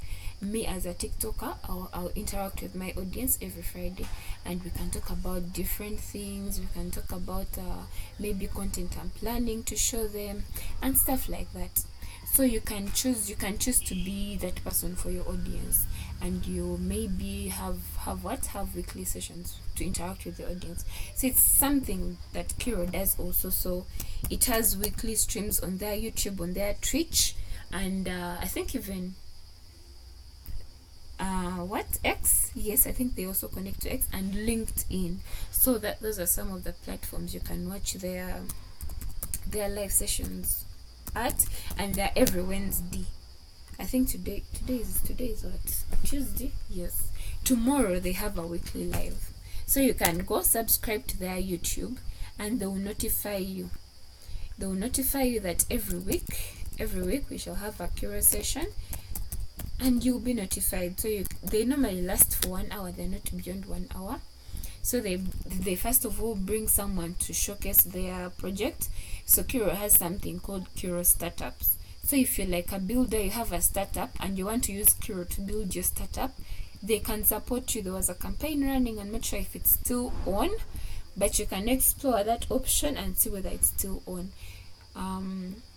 Yeah, so this link of Kiro dev community, you can come here and see what others have built with Kiro, get an idea but you can also submit your project.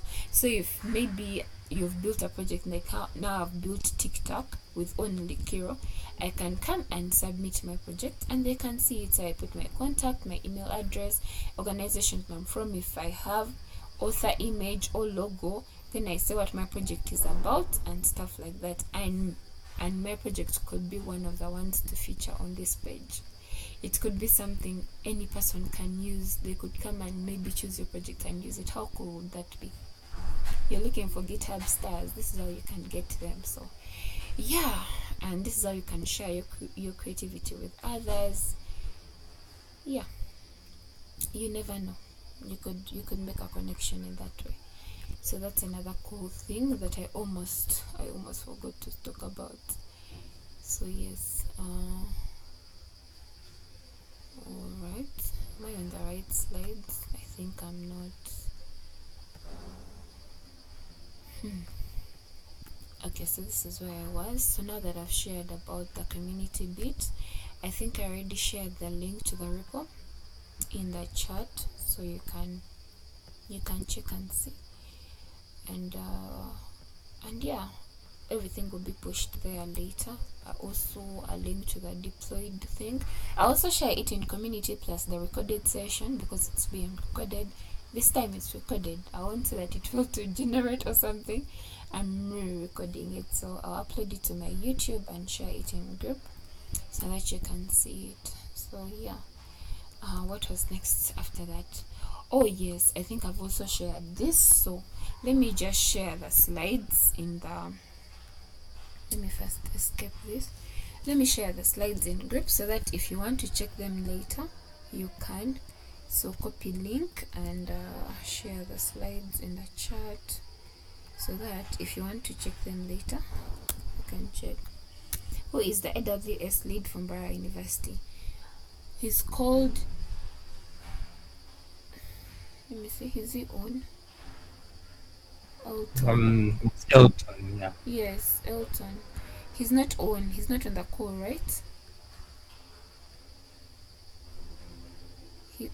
He's called Elton. He's actually new. I think he has made a math since he was announced. So yeah, he's the current lead for MUST.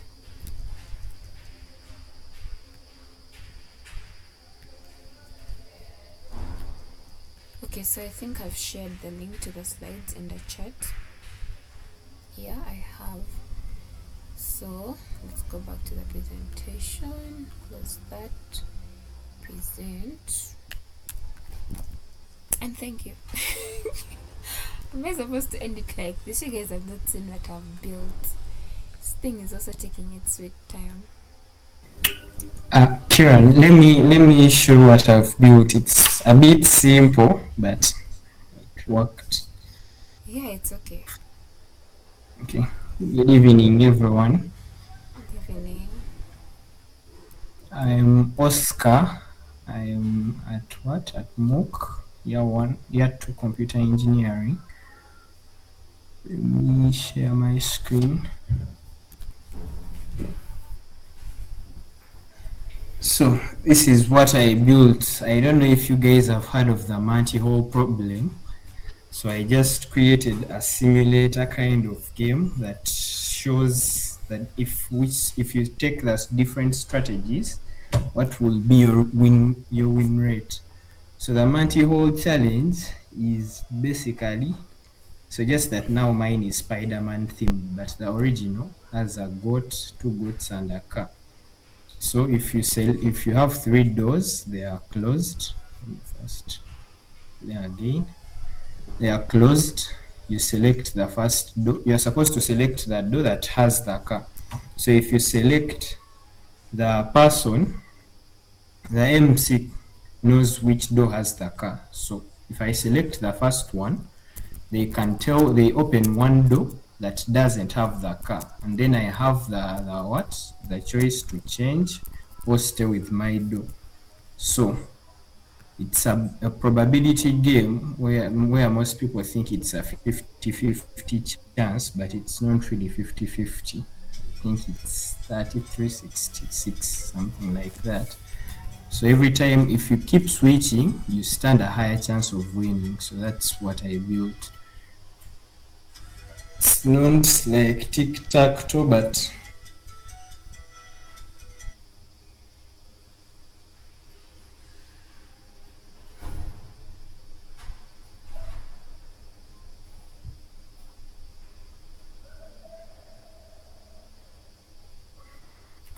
so Okay. Let me see. Shakiran, over to you. Thank you so much. Speaking. Well done. That's actually a cool project. Thank you very much, Oscar. Well, anyone else wants to show us what they've built?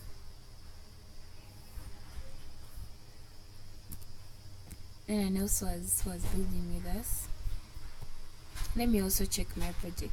I don't think it's complete, but let's see what it has built, so that we don't live like that. Wow. Okay, just do the way it was, so that might be a bit tricky, but thank you so much, Oscar, for sharing. That was very nice of you. Yeah, so just allow me like 10 minutes. If 10 minutes elapse without it finishing up, I'll close this session, and I'll just promise to send a link in group once it's done. So just maybe 10 minutes I'll stretch, but like 15, yeah, so that it gets done and we see what it has built.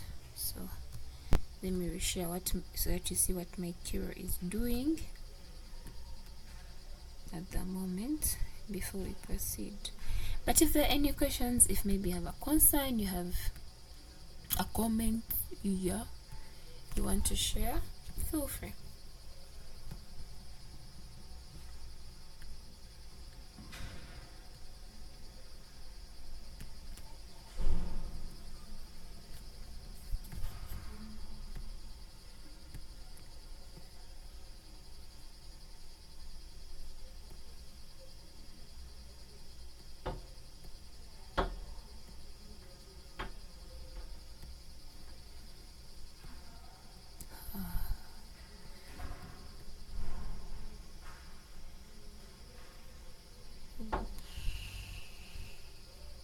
Override, don't disturb me.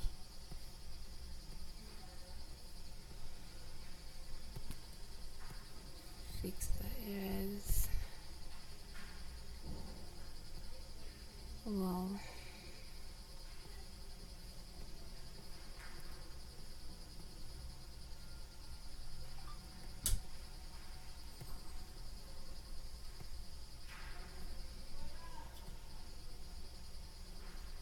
There are 12 tasks. I don't think it shall complete in time. Let's see.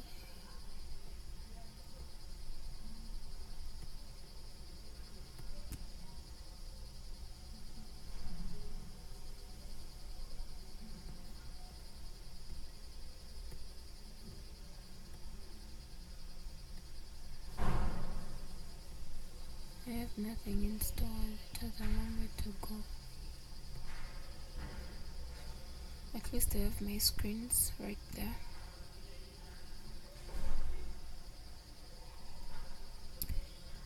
But I can't only have the composable.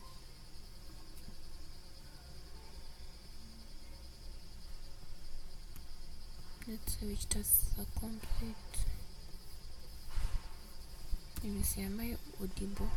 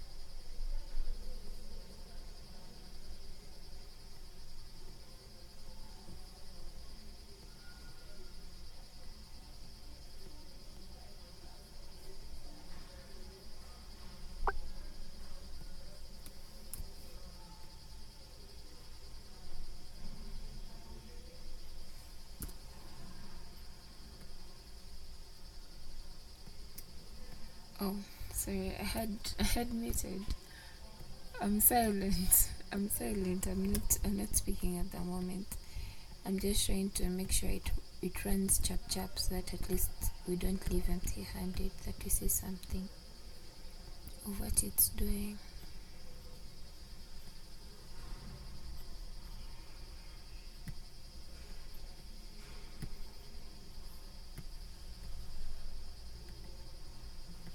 Okay.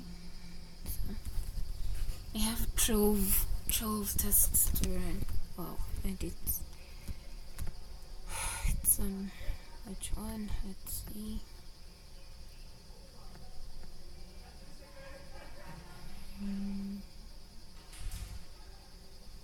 I have my npm running.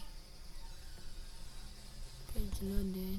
Let's see if there are any changes to the page.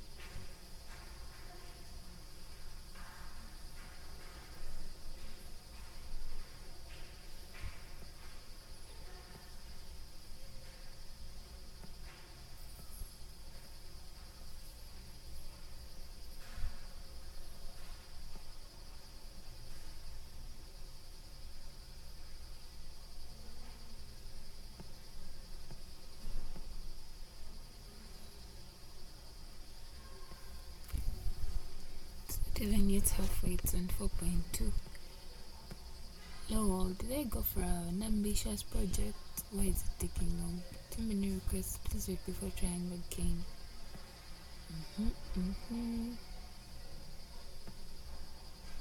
Let's see. Can I warn it that it's taking long? Let's proceed. What's in the queue?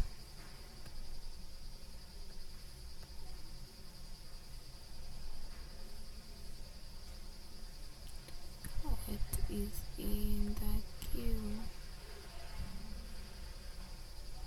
Does it going to start?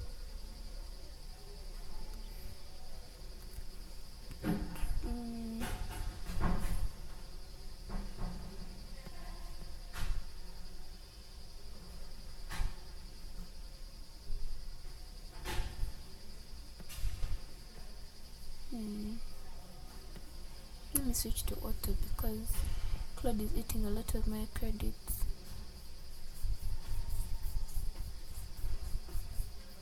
I didn't even realize I wasn't on auto. So auto and auto.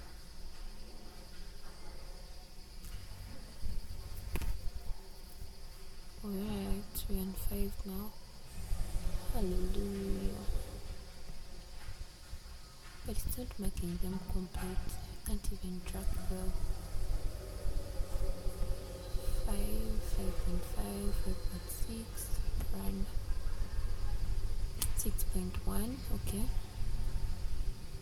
And that was fast, I guess, okay. So what has been blocking you? Why now fast? 6.1, okay.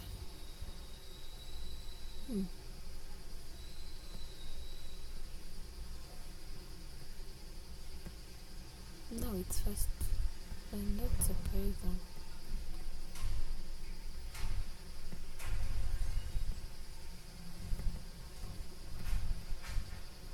Now ask it to update this task sheet.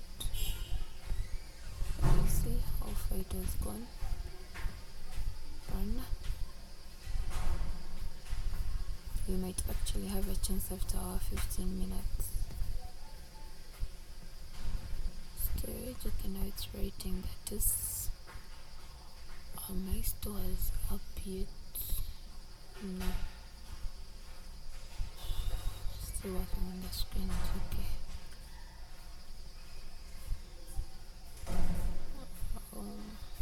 My composables also need to have here. Okay.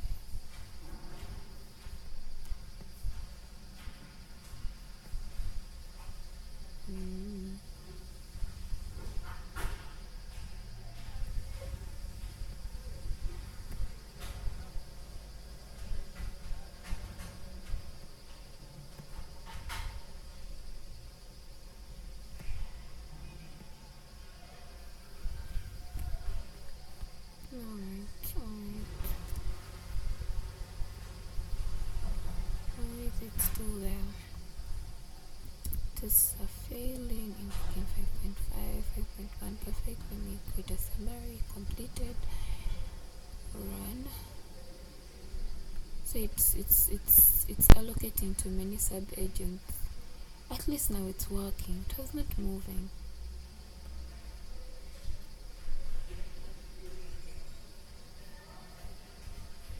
Proceed to the next task, please.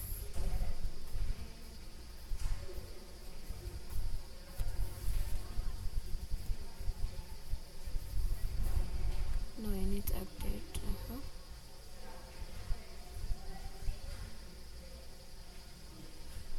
Run. It's almost done. Come on, guys.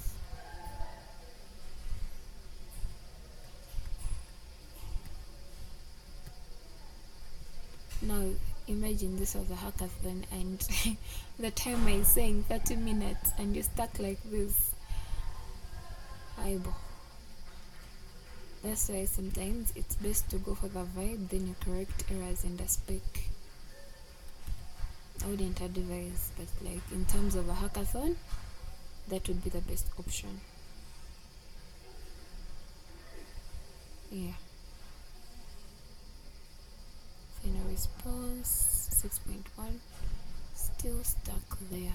Can't just skip these tests because they're the ones taking up my time. I said required. I think it's running all.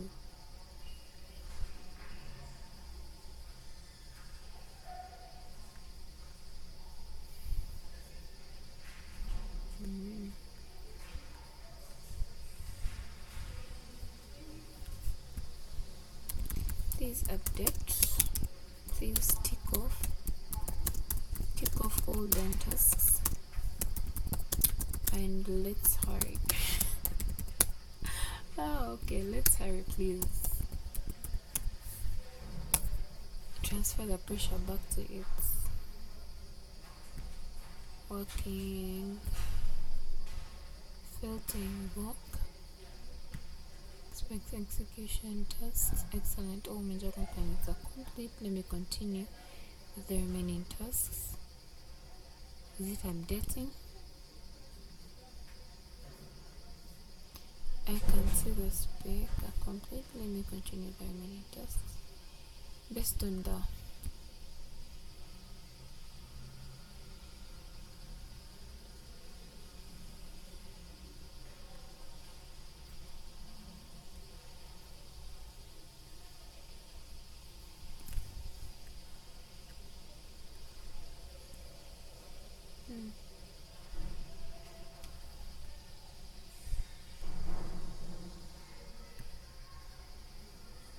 will it show them? Okay, so I talked about powers earlier. So what I meant by powers, you can integrate different things. So we have the ones I've installed at the moment. There is Figma, there is Firebase, there is Superbase, there is Terraform. Those who know how to use it. There is Neon. So people who do hackathons, this neon new thing is very good, especially for hackers. Superbase used to be the thing, but over time people are adopting Neon for especially hackathon projects. Then I'm looking for Stripe. I think I added Stripe. Where is it? Oh, where is Stripe? I don't see.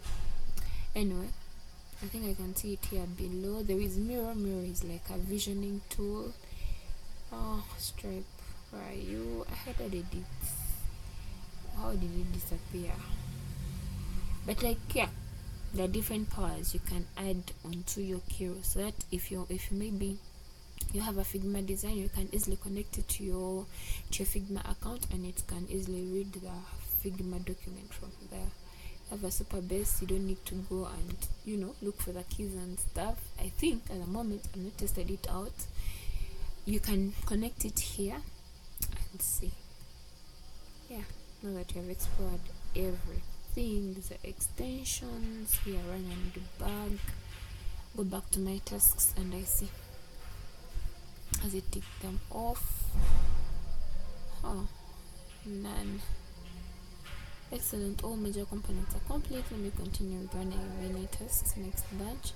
Due to threading, I'll proceed with remaining tasks in organized bunches.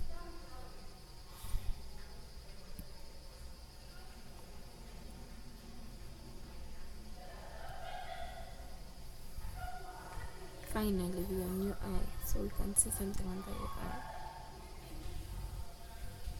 I think it was building up the components first.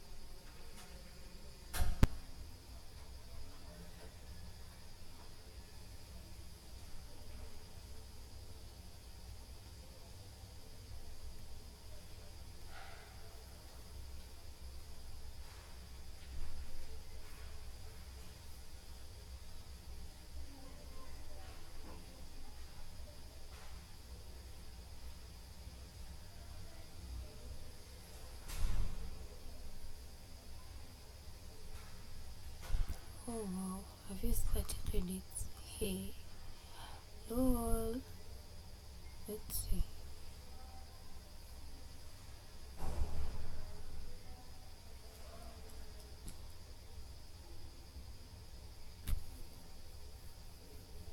Might be my internet or something.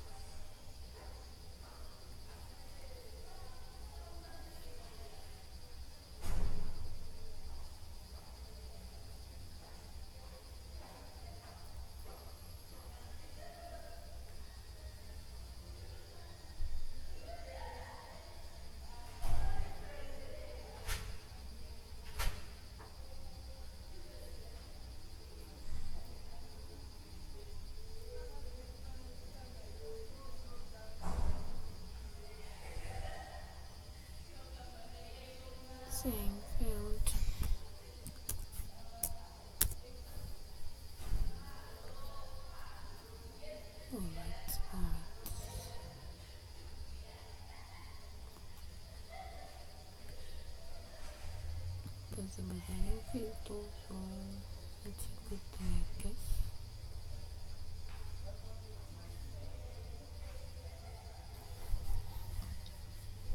I'm almost going to 40 credits, guys.